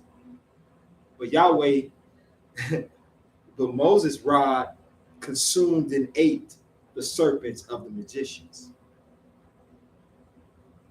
That's how powerful Yahweh is. Even though these magicians did the same thing through using mysticism, Yahweh said, your mysticism don't top my power. So his rod consumed both of theirs. Now, let's jump down to verse, and you can read that in this chapter here in chapter 7. Now, let's jump down to verse number 15. Go to start at verse number 14. And Yahweh said unto Moses, Pharaoh's heart is hardened. He refuses to let the people go. Get thee unto Pharaoh in the morning. Lo, he goeth out unto the water, and thou shalt stand by the river brink against he come. Mm-hmm. And the rod which was turned to a serpent shalt thou take in thy hand, and thou shalt say unto him, Yahweh Elohim of the Hebrews hath sent me unto thee, saying, Let my people go, that they be in the wilderness. And behold, hitherto thou wouldest not hear. Now, he said, I'm the Elohim of the Hebrews, the Elohim of Abraham, Isaac, and Jacob. I'm the Elohim of the Hebrews. He is our Elohim.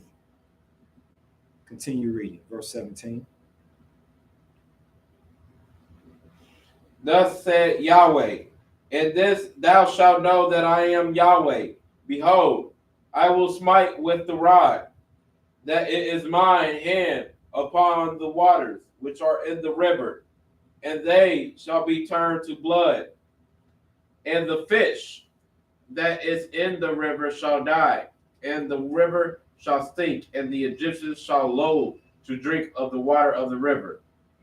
And Yahweh spake unto Moses, saying unto Aaron, Take thy rod and stretch out thy hand upon the waters of Egypt, upon their streams, upon their rivers, and upon their ponds, and upon all their pools of water, that they can become blood, and that they can be blood throughout all the land of Egypt, both in vessels of wood and in vessels of stone. Now, even change the water that's already in the vessels. It's even going to change the water that's not even in the river no more. It's already in the vessels.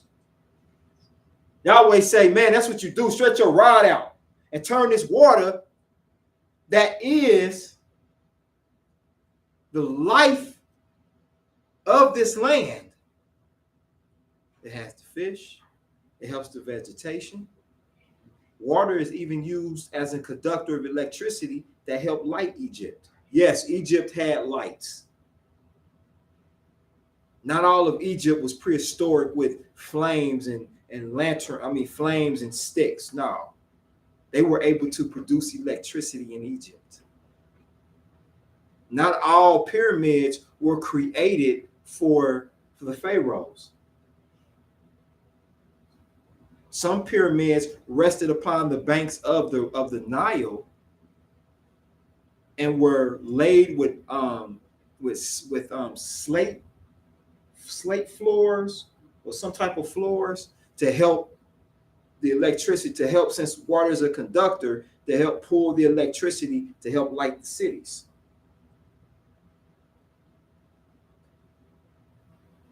So the Egyptians were blacks who were very advanced. The Egyptians weren't prehistoric. But he told Moses, this is what I want you to do. Turn that water to blood, and that's exactly what he did. So the first plague was what? Turning the water to blood. The fish, and when you read on, the fish died in the water. It stank because blood smells. Blood stinks. It has a odor that's, but nonetheless. And then you, on top of that, you got dead fish floating on top of the water. And the one thing about the Egyptians that drove them crazy is the Egyptians were very clean people. They were very clean and they were very pristine. So for this to happen, them not being able to bathe, man. So now let's go to, that's the first plague. So the first plague was blood. Okay, the magicians tried to do it. The magicians did it too. And this caused Pharaoh's heart to be hardened. You read all this in the book of, in this chapter here, chapter 7. Now the first plague, of course, was blood. So now we're going to the second plague.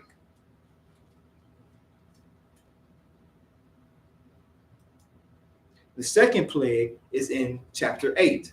Maybe you read chapter 8, please, starting at the first verse. Now, it look like people in here getting a little tired, getting a little bored, so we won't go through everything. So y'all willing, we'll finish up y'all willing next week. But there's a message that I definitely do want to leave, as far as I want to answer the question of, can we keep these holy, can we keep the feast of the Passover and the Feast of Unleavened Bread here in captivity? So I'm gonna answer y'all. I want to answer those questions before we close out. 81. 81, please. So we're going to the second plague. The first plague was blood. Yahweh loved us so much that he took the main, this is the main transit of trade and exporting of food. He turned it to blood for us. This is what he did for us. Now we're going to go into the second plague. Verse 1, please. I'm sorry. And Yah spake unto Moses, Go unto Pharaoh and say unto him, Thus saith Yah, Let my people go, that they may serve me. And if thou refuse to let them go, behold, I will smite all thy borders with frogs. And the river shall bring forth frogs abundantly, which shall go up and come into thine house, and into thy bedchamber, and upon thy bed, and into thy house of thy servants, and upon thy people, and into thy ovens, and into thy kneading troughs. And the frogs shall come up both upon thee, and upon thy people, and upon all thy servants. And Yah spake unto Moses, Say unto Aaron, Stretch forth thy hand with thy rod over the streams, over the rivers, and over the ponds, and cause frogs to come up upon the land of Egypt. Now, the second plague was frogs, right? So now, check this out. In this same chapter, it's going to explain what happened. And I'm going to give a quick overview. What ended up happening was Pharaoh said, okay, I give. I'm cool. I'm all right. Listen, I'm going to let him go. Because, could you imagine? You know what kneading troughs are, right? It's a toilet. You sitting on the toilet, and you like, bloop, bloop, bloop, bloop, bloop, bloop. You like, what? Oh, and they just coming out the toilet. Frogs coming out the toilet, coming up through the pot. They ain't have. They coming up through the coming out the water. Everywhere you go, it's so many frogs on the ground. It's so many frogs that you're stepping on them and you're crushing them. So you got frogs smashed up under your sandals. You might be walking around in bare feet and you stepping on frogs and it's ribbit, and you walking around with that. Then it's in your house. You understand? You can't get comfortable. You be like, I can at least sit down. You sit down, ribbit. Oh, I'm sitting on frogs. They all over my house. They in my shoes. They on my clothes. I'm like, all right, man, I'm gonna at least make me a little sandwich. You open your little refrigerator, frogs. Just out. You're like, oh, come on. Frogs all over the place. That was the second plague. And when we read later down, what happened is these frogs died. So on top of you not being able to bathe, on top of that happening, now you got these dead frogs everywhere. Because that's how the Almighty got rid of them. They went their way, but some of them died. So now you got the smell and the stench of the dead fish and the dead frogs. I'm going to tell you, Egypt, just them 2 plagues alone could have took Egypt out. But Yahweh hardened Pharaoh's heart again. So the first plague was blood. The second plague were the frogs.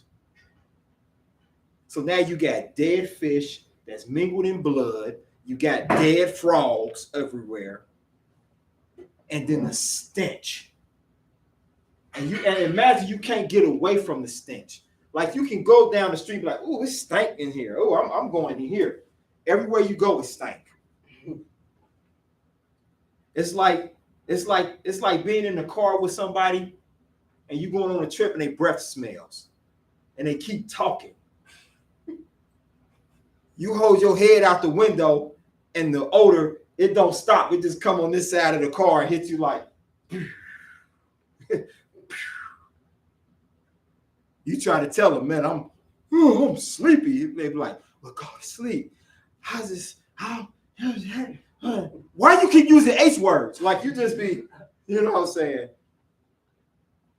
Imagine not being able to run away from the stench. And you slipping on frogs and dead frogs. These are the things, man. Need you to quit doing the album. And people say, and I'm painting this image because I want y'all to see what Yahweh did for us, what he did for our ancestors. He could have destroyed, he brought Egypt to a halt. He could have stopped at the blood because nobody could bring in anything and nothing could be sent out because the waters weren't able to that this is what happened. But he didn't. He brought in frogs. Then he kills the frogs, or the frogs die off. Now let's go on to the third plague. Same chapter. Now let's look at verse number. So in verse 13, the frogs die off, and they die in the houses and in the fields. And then, and it says in verse 14 of chapter 8, and they gathered them together upon heaps, and the land stank. So it smelled like dead frogs, dead fish. Could you imagine that smell? That's like having that's like having your athletic, your friend on the basketball team, having his athletic sock tied around your face all day after he just took it off. And it's on your face and it's wet from sweat. Yeah. That's what the Egyptians went through. I want it to be nasty because that's what Yahweh put them through because of what they were doing to us. Now let's look at the third plague. Let's go down, same chapter, chapter 8, verse 16. Will you read verse 16, son? Exodus chapter 8 and verse 16. And Yahweh said unto Moses, say unto Aaron, stretch out thy rod and smite the dust of the land, that it can become lice throughout all the land of Egypt. Now, lice. That was the third plague. So now we're dealing with a river full of dead fish and blood. Now we're dealing with heaps of stinking dead frogs. Now I'm got to deal with lice. Them little bugs popping off. Man, these Egyptians were immaculate people. And now they dealing with stench. And now they can't bathe. And now you got these lice. You ever seen, let me tell you something. It's hard for black people to get lice. Not to say that we can't, but it's hard because of the oils that's in our hair.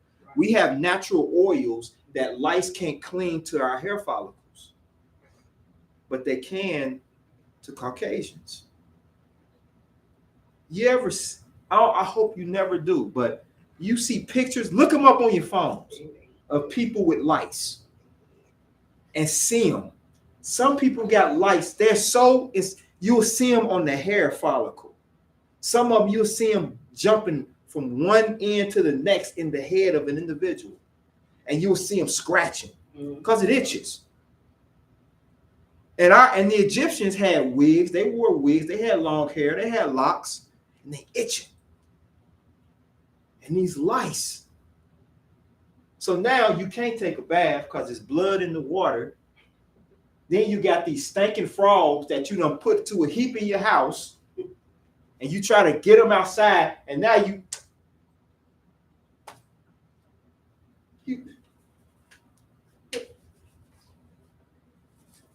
this is what they was doing.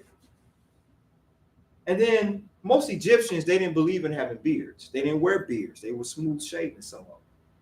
So now you see them, they walking around in lice. Oh my gosh. Look at pictures of lice and what they can do to you. So the third plague was lice. Let's look at the next plague. So he told Moses, stretch forth your hand and I'm going to send the wind. So Yahweh sent dust, which formulated into lice. And it plagued the people. All right. It even got on the beasts. And it said that the Egyptians tried to, not the Egyptians, but the Egyptian magicians tried to do it. And they couldn't mimic it. That was one that they couldn't. So they sitting there. Nah, Pharaoh, we can't do that. And then, oh my gosh, these lice are getting all over your body, even your lower extremities. So you walking around watching Egyptians do this. And then the messed up part, the deep part about it is, what if you're a prisoner in the Egyptian prisons? So you in there.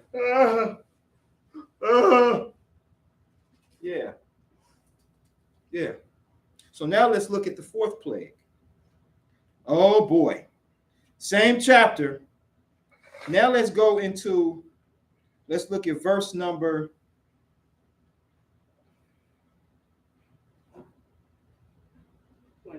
20. Thank you. That's what I'm talking about. Thank you. Let's go to verse, because I was over here like 19, 20. 20. Let's look at verse 20. Son, can you read verse 20 for me, please? And Yahweh said unto Moses, rise up early in the morning and stand before Pharaoh. Lo, he cometh forth to the water. And saith unto him, thus saith Yahweh, let my people go that they can serve me. So Yahweh said, now when Moses get up to come to the water, go to him and say, all right, now let the people go so they can serve Yahweh. Verse 21. Else, if thou wilt not let my people go, behold, I will send swarm of flies upon thee, and upon thy servants, and upon thy people, and into thy houses. And the houses of the Egyptians shall be full of swarms of flies. and also the ground whereon they are. Now pause. Now, you got dead frogs, you got dead fish, you got stink and stench in this city. On top of that, you got flies. Y'all seen a swarm of flies, haven't you? You ever seen somebody? I used to live next door to a lady. She was a nurse. Her window was like a fly vacation place. Like flies would come from afar, seem like to be at her window. I mean, they be just swarming around. You ever seen flies around poop? How they just light. And let me tell you something, guys. If a fly lands on your sandwich, throw your sandwich away. Because what flies do is when they land on something, if they're there long enough, they throw up on it. And then they fly off. Yeah. One day I came in from work, I was starving. And we had some flies that had got into our home. And my wife had ordered me this sandwich. Oh, it was beautiful. I had hooked it up. I had some vegan mayonnaise. I was just getting it. And a fly landed on it. If I had my gun, I'd have tore my kitchen up. I was like, oh, why? But imagine many flies. You ever heard them fly past your ears? A fly just, aren't they annoying? If you get one fly in your house, you going through the house like this. Imagine millions of flies in your house. You just walk in, they landing in your ear, popping you in the face. You can feel their little legs. You go to say, how? You swallow it. I mean, they just that many. So the fourth plague was flies. You'll notice something, how powerful our Elohim is. Not one time have I brought out the fact that he picked up a sword to destroy a nation as great as Egypt. He didn't have to. He used his elements to do it. He used his blessings. He used his gifts, his treasures to destroy a nation. Because everything Yahweh used had a purpose in his purpose. Those are his treasures that he used to destroy the earth, to destroy Egypt, so to speak. So that was the fourth plague. Y'all all right for us to go into the fifth one? Or y'all want me to wait? Maybe y'all want to do it next week. Y'all tell me. First of all, let me say that. Any questions? Any comments? Okay. All right. So let's go into the fifth plague then. The fifth plague. Now the fourth plague was flies. So he sends them off. Now, let's go into when we go into the ninth chapter, I'll read verse 1. It says, then Yahweh said unto Moses, go unto Pharaoh and tell him, thus saith Yahweh Elohim of the Hebrews, let my people go that they may serve me. Now remember, Yahweh hardened Pharaoh's heart on purpose because he wanted to humble the Egyptians. He wanted to humble Pharaoh. So now it says in verse 2, for if thou refuse to let them go and will hold them still, behold, the hand of Yahweh is upon thy cattle, which is in the field, upon the horses, upon the asses, upon the camels, upon the oxen, upon the sheep, and shall be a very grievous murrain, me crying. And Yahweh shall sever between the cattle of the Israelites and the cattle of the Egyptians. So Yahweh said, I'm going to separate the cattle of the Egyptians from the cattle of my children. So I'm not going to fool with the cattle of my children. So even in the midst of destruction, the cattle of my children will be held tight. In verse 5, it says, and Yahweh appointed a set time, saying, tomorrow Yahweh shall do this thing in the land. And Yahweh did that thing on the morrow, and all the cattle of Egypt died. You know how black people like to barbecue, right? Could you imagine the Egyptians like, damn, I got dead fish. I can't wash my tail. Dang, I got these lice left me itching and scratching and bumpy. Then these dang on flies, and I can't even make me a damn steak. They were frustrated. They were angry. Oh, hell no. Pharaoh, what are you doing? They probably would say that to themselves because Pharaoh was looked at as God. So, of course, they weren't going to go to Pharaoh and be like, man, let them go. You understand? I need you to stop being the soundtrack of the comments I make. But here's the thing, no, okay. But no, so I stopped the water. That's the exports and that's the import and export. I'm gonna stop. Boom. So that money might be stopped. Okay, well, we still got cattle. Now my horses are dead. So I can't even move product or get product in because half of my cattle, all my cattle is dead.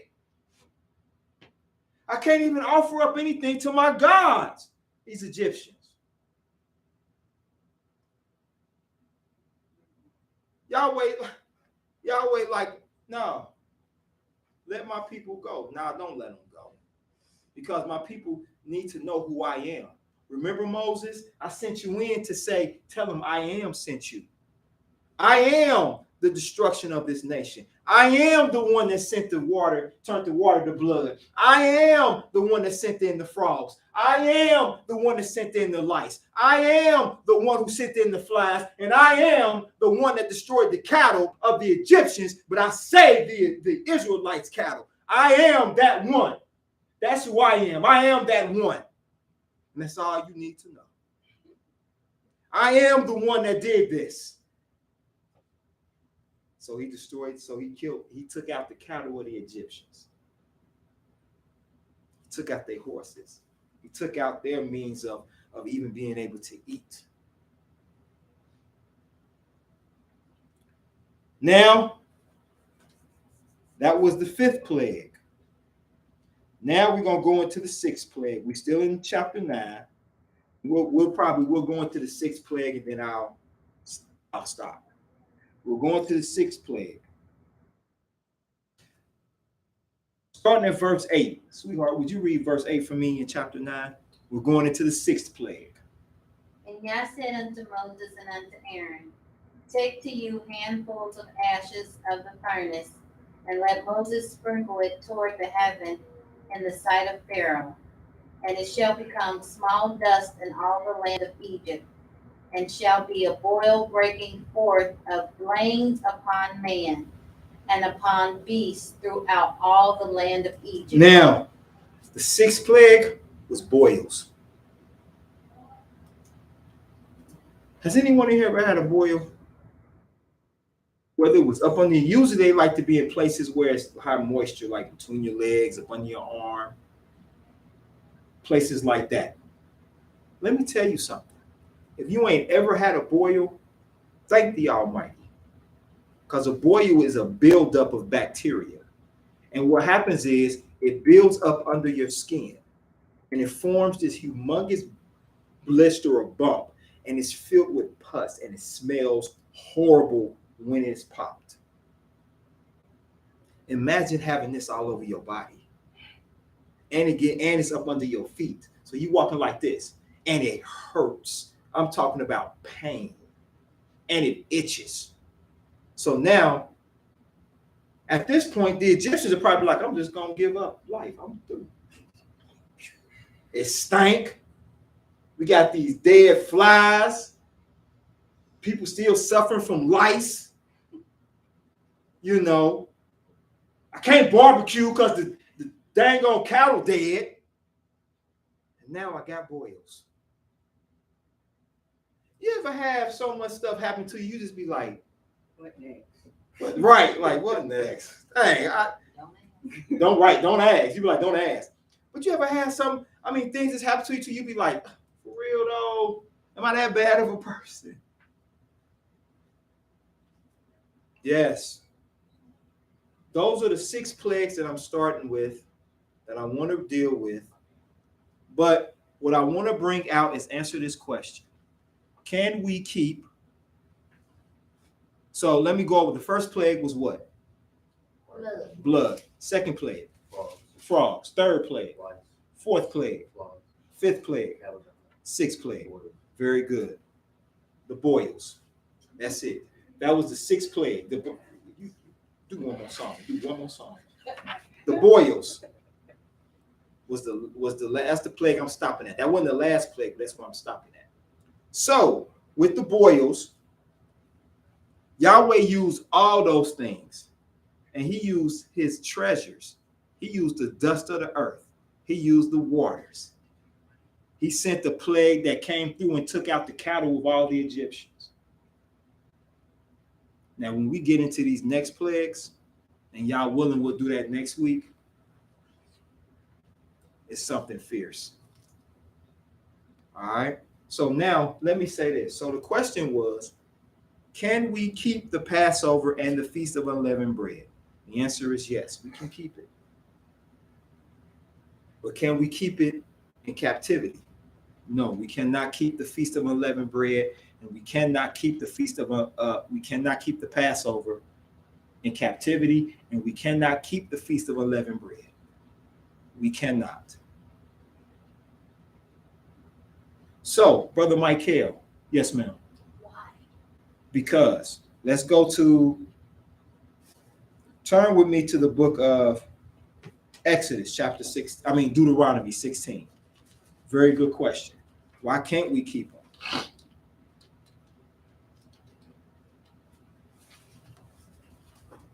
Did you say Leviticus 16? Deuteronomy 16. Now, in the book of Deuteronomy, chapter 16, is going to tell you why we can't keep the Passover here in captivity, or here in America, why we can't keep the Passover outside of home.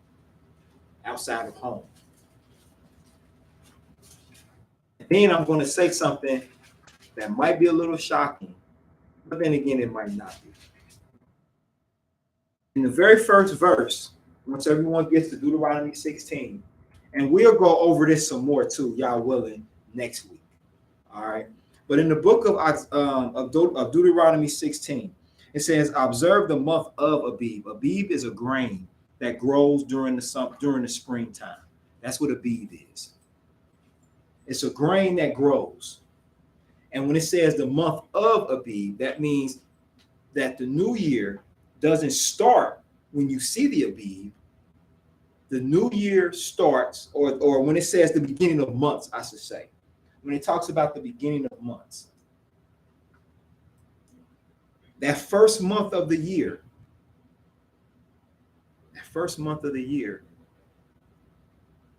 is when you look and you go, okay, this is the first month of the year. So I know that it's coming around this time, because this is the time that the Abib grows. So you don't necessarily have to look for the Abib.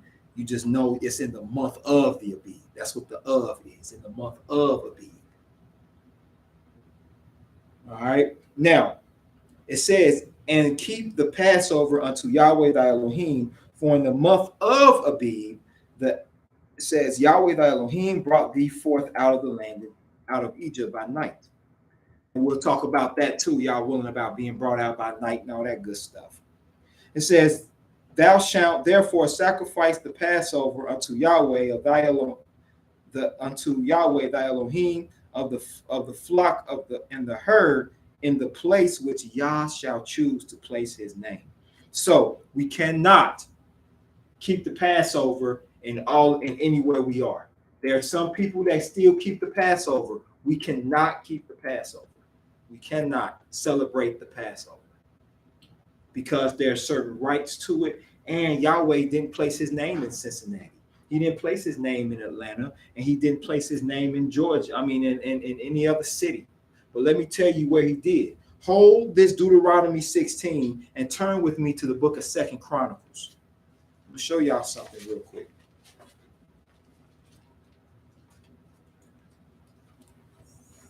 Turn with me to the book of 2 Chronicles.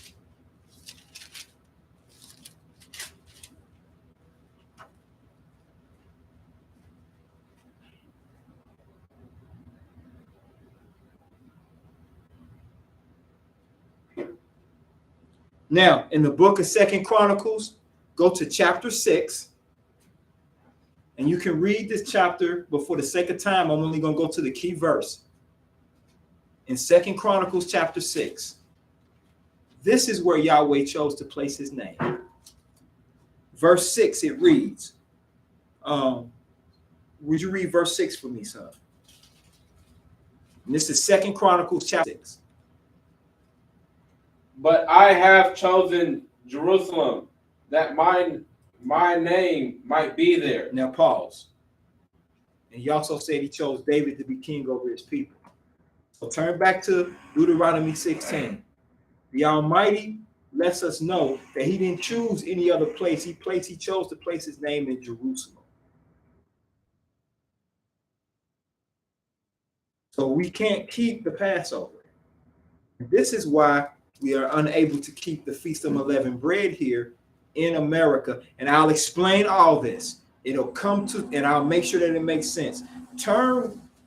Stay in Deuteronomy 16, but then go to verse 16 of Deuteronomy 16. So read verse 16 in that same chapter of Deuteronomy 16.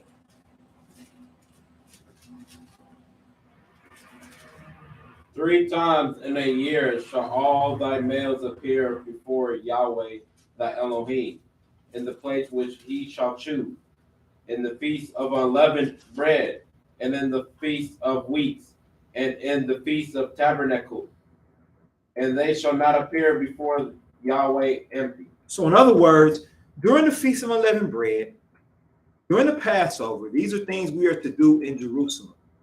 But because we really can keep is the weekly Sabbath. Now, some are going to disagree with me, and I understand. But once again, I'm not going to destroy.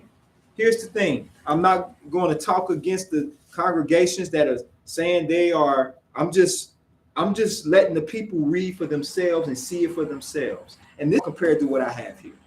I mean, not small, like it don't mean nothing, but I mean, this is just a little bit compared to what I have here on Keep the Passover.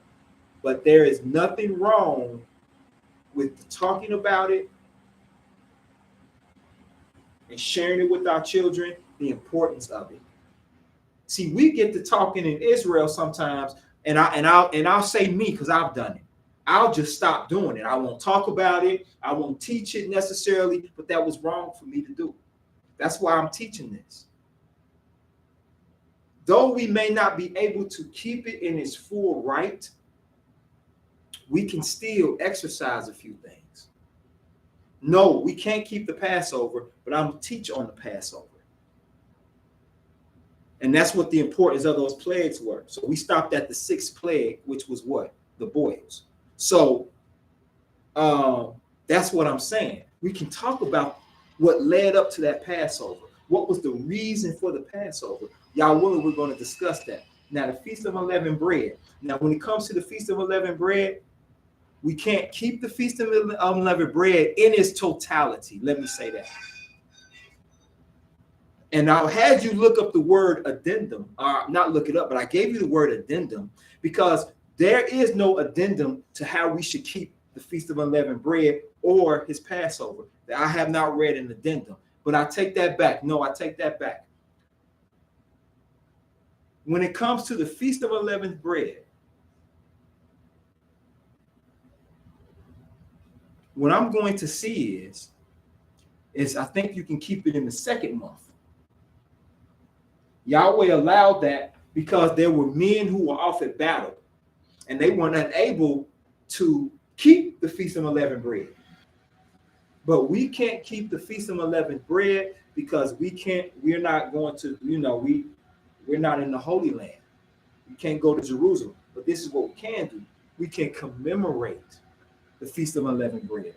I definitely will want us to commemorate it. Now, what I started to do, other places they saying they're keeping it.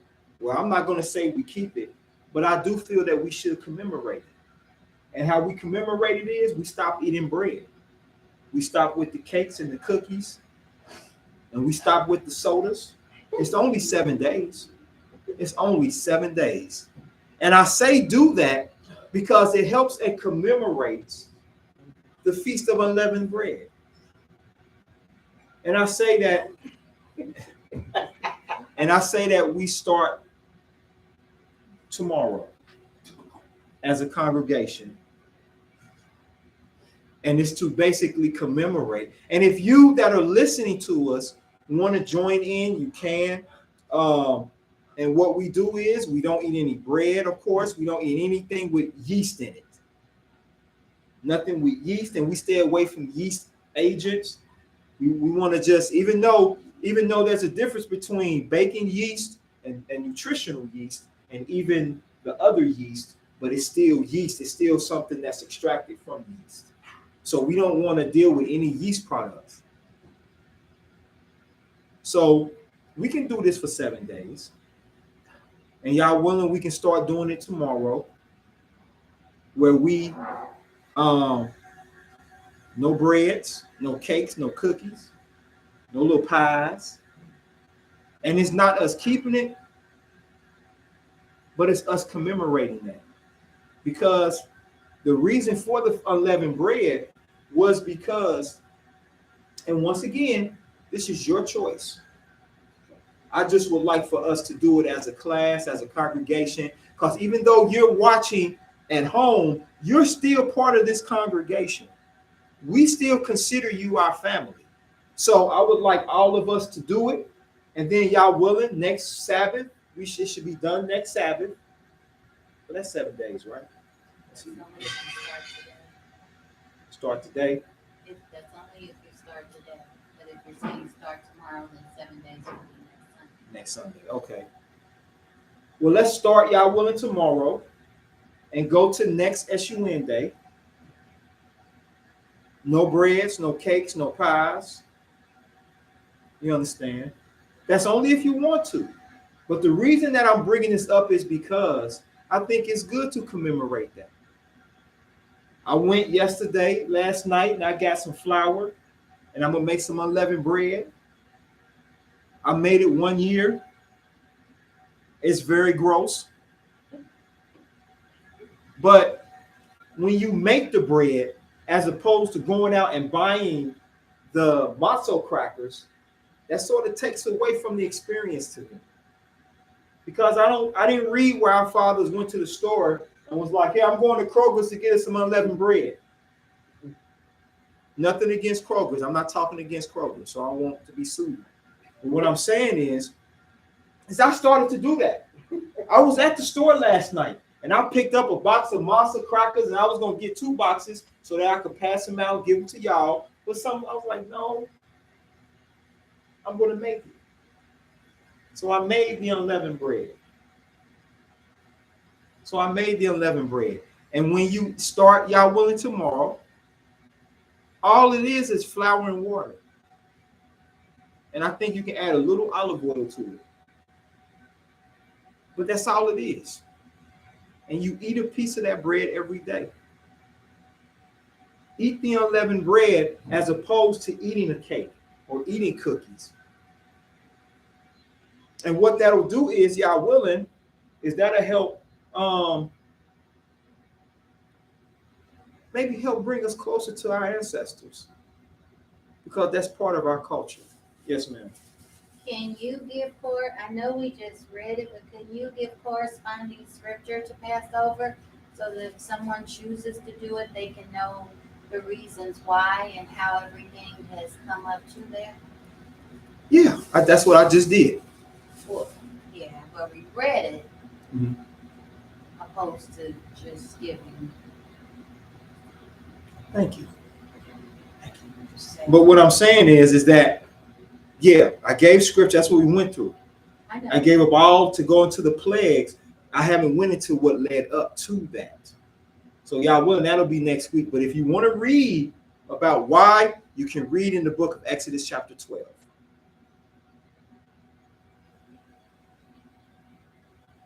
So with that being said, yes, ma'am. Before we end, Sure. We had 2 questions, but I didn't interrupt you. Sure. Your lesson. I wanted to wait until you was finished with the lesson. Okay, yes, ma'am. Go right ahead. Okay, Cooley says, I know some Israelites who only serve the Most High that do their Shabbat on the seventh day of the week, and some do it on Friday to Saturday, and some do it after the new moon, which is right. The one where it's on the seventh day of the week. That's the one that's correct. Yahweh tells us, and we can read that again. Let's go to the book of Leviticus chapter 23. Thank you, sweetie.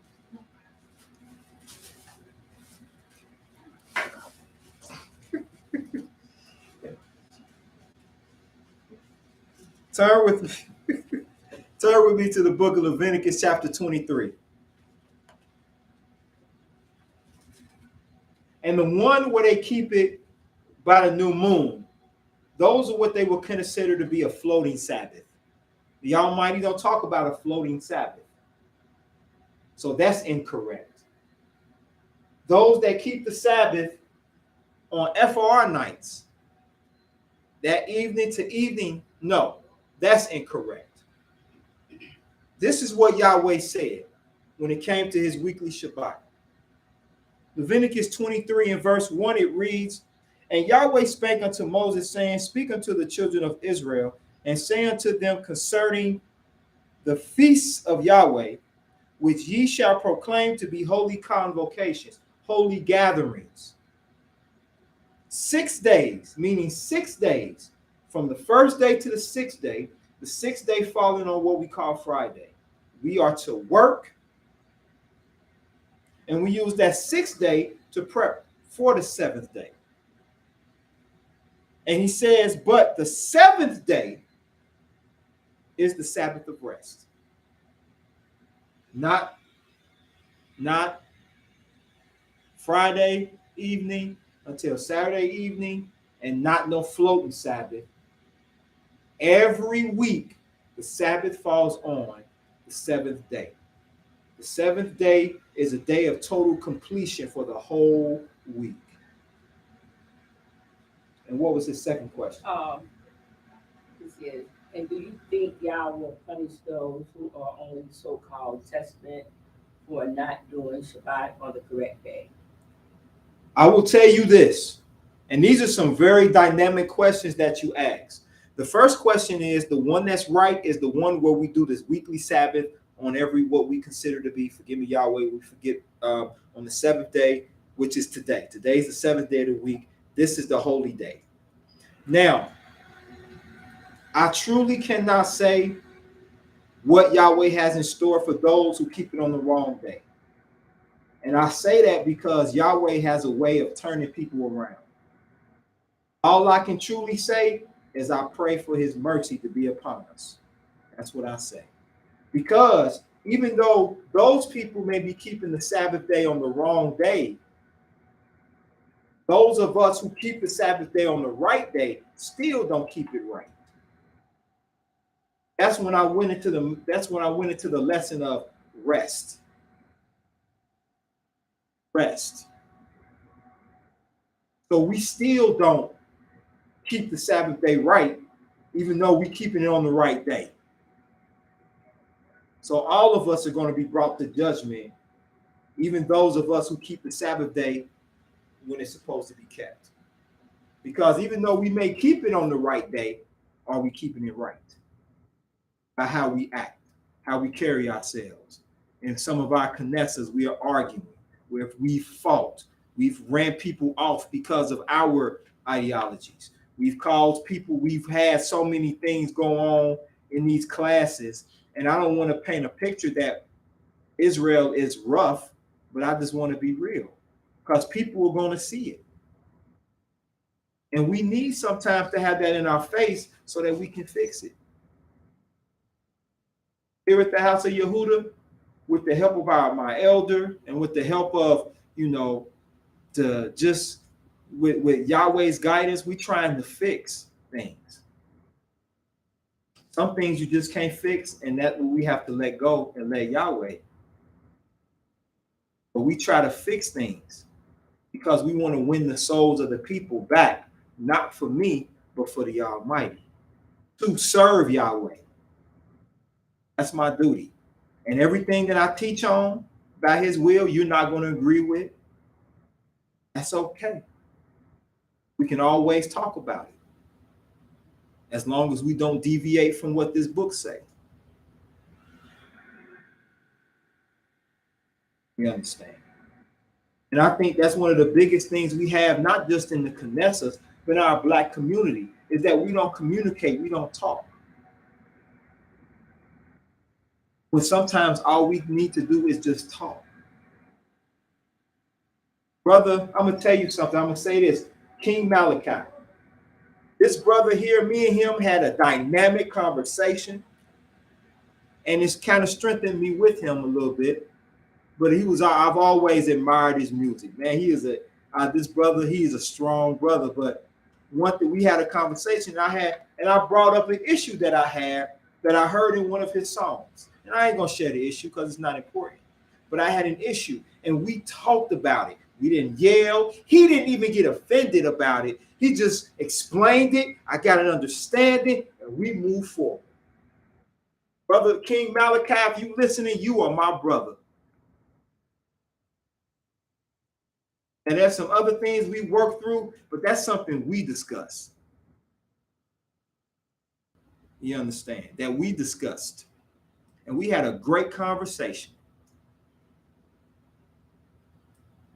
So, with that being said, are there any other comments or questions? Okay. I'm going to read this beautiful poem y'all blessed me with, and then we're going to call up the young lions to come and do a song, because y'all ain't getting away that easy. I need about 2 of them, if that's okay. Who? He's dealing with allergies. Oh, is he? Like he is. Okay. Yeah, I have to get him some allergy medication. Okay. I got some throat lozenges for y'all too. If y'all, I got some throat lozenges for y'all too, to help with y'all throat. But okay, I'll give y'all willing this week. But y'all need to get it together. No, but with that being said, I'm going to read this beautiful poem that y'all blessed me with. Praise Yahweh. In the beginning was darkness. Then Yahweh created light to shine with purpose. He gathered the waters and gave life to the living. He breathed prophecy into his word, and it was so. Great is his name. Shame to those who do not call upon it. Praise Yah. All right. Any other comments or questions? Yes, ma'am. Sure. You mentioned this before, but I just want to thank the internet audience, our internet customers, our members that watch this. But I personally, and I typed this in, want to thank that individual that contributes to donations and committed to that every month. And I thank that person. And I think if we were committed to the Almighty's laws and commandments like you are, and you know who you are, like the way you contribute to our class, I think this whole nation would be so much better off if we were committed like you are to what you're doing to help our class. And praise Yahweh. And you know what? I am truly grateful as well. And I'm gonna tell you something that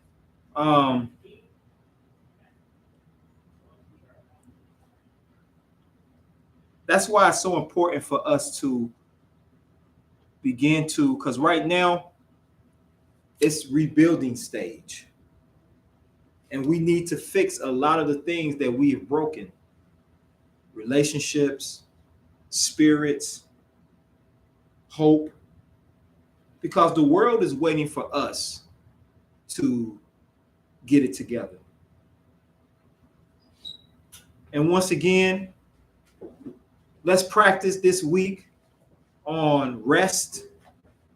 Rest the mind. Rest your thoughts. Y'all willing this evening you go home? Don't just go home and hurry up and turn on your TV, but just sit and give it a few minutes. Rest this. This week, y'all willing, like I said, we'll start the Feast of Unleavened Bread. Y'all willing tomorrow. And we'll start doing that. as a congregation. If you have any questions, you can send it through Yah willing. I'll be on Umi's Tree tomorrow morning, Yah willing, at 10 a.m. Umi's Tree is spelled UMMI''S and the word tree. That's my YouTube page. And that'll be at 10 a.m. Yah willing tomorrow. And what I also want to say is I want to thank Yahweh. I want to thank Yahweh for the founders of the house of Yahudah, that he blessed to be founders of this place, of the house of Yahudah. And I'm speaking of none other than Elder Minister Ezekiel Israel and Minister Yoel, who are the heads and leaders of this house of Yahudah. I want to say how blessed and truly privileged I am to be one of the speakers, the ministers here. I want to thank Yahweh for Elder Nesha. I want to thank the Almighty for her 2 grandsons, who I truly admire. I want to thank Yahweh for our beautiful guests, Sister Andrea, Bam Bam, Queen, David, Lemuel, Anonymous. I think Lioness as well. Sister Yakura. I want to thank the Almighty for my beautiful wife. I thank Yahweh for Sister Shamanique and for her 2 boys. And I also thank Sister Angela. This is her 2nd time coming back to the class. And we had a good conversation about, just life and things going on in our lives. And it's an honor and a privilege to have such a sister in this class. And I want to say, too, how much I appreciate you, Sister Angela, bringing him every week. And that's a lot of gas. And even to be the one that's like, I'm just going to drop him off and leave and then pick him up. And I appreciate also, too, and I'm going to say this, too, and I would say this regardless, but I'm going to say this, too. I appreciate the fact that you talked to us and you shared your feelings on a certain topic. You said, hey, this is my issue with it, and this is why. I appreciate that. And y'all willing, you keep coming as much as you possibly, if it's in the power to do so. And I want to thank Elijah for being the young man that he is. Because I'm going to be honest with you. I work at a school where there's close to over 1,000 students. And there's only a few students that stand out of those 1,000, and Elijah is one of them. Elijah can walk down the hallway, and he stands out amongst hundreds of students walking through the hallways. Very impressive. And he don't just sit in the cafeteria. He can sit in the cafeteria and eat his lunch. But he started coming when he found out what my classroom was. He started coming and looking with me and sharing with me time. And we've even prayed a couple times together, because that's when I usually do my afternoon reading. He done been in there with me. This young man also is not afraid to pray. He will get down on his knees. And yesterday he was praying, and one of my students was like, what is he doing? I said, he's praying. They was like, oh, it just looked like what he was doing, like he's praying. And he walked to the table and was like, oh, you know how he talk. Oh, y'all talking about how I pray. Okay. You know how you get that smile. Y'all talking about how I pray. Yeah, okay. And it was just beautiful. And let me tell you, when he's at lunch, he sits and he talks with Minister Elder Yemuel too. And I can walk past that cafeteria, and I mean that space. You can just see him and Elder you well talking and sharing wisdom, and it's just beautiful. It's beautiful. And you walk over in that area, in that space he's in, the vibe changes. I don't know if he notices it, but I pay attention to things. So it's a blessing for me to be able to experience that. It's a blessing to have the viewers listen and contribute wisdom and contribute, saying, just the sharing of this day. So with that being said, I thank you. I praise Yahweh for you. And my cup truly runneth over. And before we go offline, are there any comments, anything anyone wants to say, any questions? I'll just make a comment. I Sure. think the class was very informative Praise Yahweh. in terms of people that's not familiar with what we do or why we don't do it. Mm-hmm. And even people that know need to be refreshed. Praise Yah. So I think it was a very good class today. Praise Yah. And the point that I want to bring out is that Yahweh loves us so much that this is that example of when he say other nations are but a drop in the bucket when it comes to us. That is an example showing how Yahweh's love for us is extended. And also anyone listening, Sister Angela, Shamanique, if you're listening, if you got questions, bring them. Don't hesitate. I don't care if I'm teaching on something and you have any questions, I will stop and answer questions because I think it's very important. Okay, praise Yahweh, good. And if you got questions, quite good. Now, like I said, y'all willing tomorrow, Umi's Tree, UMMI' space TREE, Umi's Tree. That's my YouTube page. And I'm saying my YouTube page, not because it's, I'm doing that because that page is for those who have questions that they either may have not got a chance to ask. And also it's for beginners in the scriptures. But it does not negate the fact that you can ask questions and you can make comments because y'all willing, I answer the questions live there as well. All right. I put the name. It's at 10 a.m. I got that. Y'all willing? It's at 10 a.m. on YouTube. And that's Umi's Tree. Yes, ma'am. So with that being said, everybody, we good? So the task this week, y'all willing, starting tomorrow, we're going to do our Feast of Unleavened Bread. We're not, like I said, we're not saying we're keeping it, but I want us to commemorate it. It ain't nothing but getting some flour and water and making and maybe a little olive oil and just making some bread. Just making some bread and eating off of that bread every day of that feast or every day. Not to say that we're keeping it, but just to commemorate it. And I believe that Minister Yoel was alluding to that, that it's okay. If you choose not to, you choose not to. But I just feel that,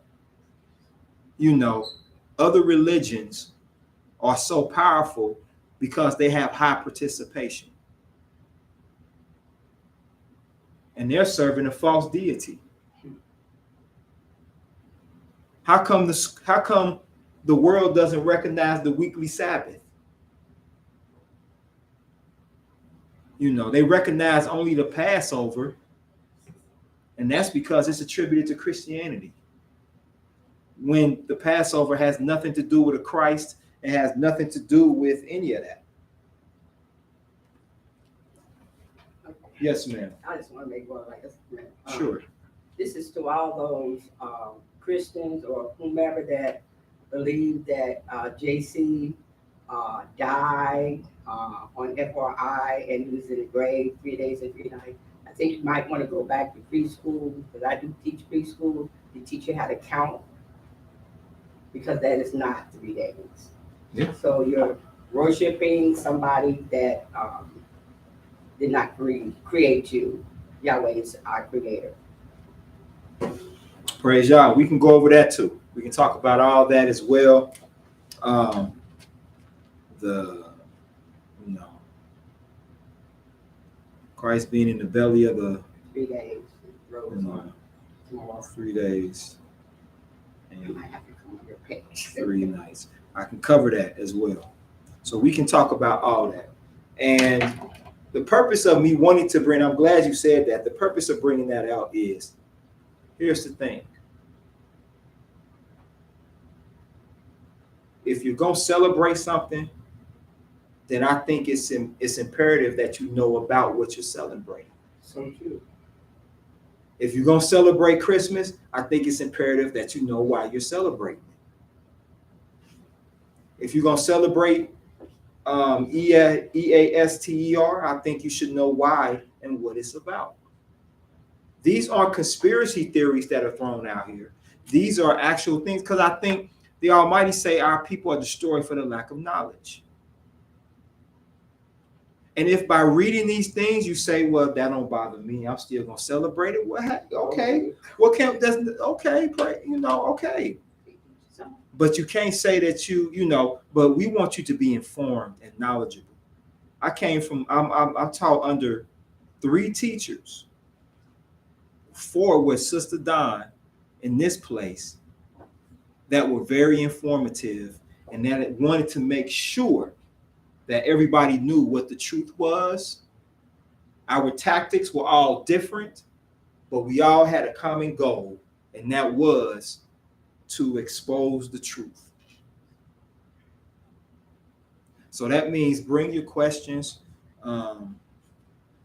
and let's do it. So if there are no other comments or questions, we'll go ahead, and I want to thank everyone. We'll adjourn class. So you pray us out.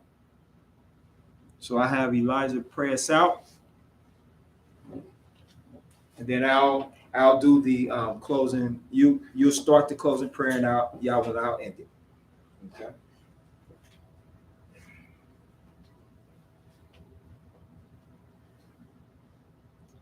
Hallelujah. Hallelujah. Hallelujah. Hallelujah. Hallelujah. Hallelujah. Praise the mighty Yahweh. Yahweh. Yahweh is righteous. Yah is righteous. Yah is holy. And let Yahweh be magnified. Thank you for keeping us safe on this holy Sabbath day. Allow us to make it home safe from the Sabbath class. And tomorrow, let us have a fresh mind to start the next day. Amen. Yahweh bless you. Yahweh, please bless us and keep us. Yahweh, please allow your face to shine upon us and give us peace. Yahweh, please lift up your countenance upon us and give us peace. Yah, thank you, and Yah bless you. Shema, Shema, Israel, Israel, Yahweh, Yahweh, Eloheinu, Eloheinu, Yahweh, Yahweh, Akkad, Akkad, Hero Israel, Yahweh Elohim, Yahweh is one. Hallelujah. Hallelujah. Praise Yah. Praise Yah. Yah is righteous. Yah is righteous. Yah is holy. Yah is holy. And Yahweh is to be magnified. Yahweh is to be magnified. Amen. All right. Well, thank you for tuning in. Thank you for your patience. Thank you for and thank you for indulging us. And Yah willing, we'll see you next week, 12 p.m. here at the house of Yahudah. We thank you and we love you, and may Yah bless y'all and keep y'all. Praise Yah. May Yah bless us and keep us. Hallelujah.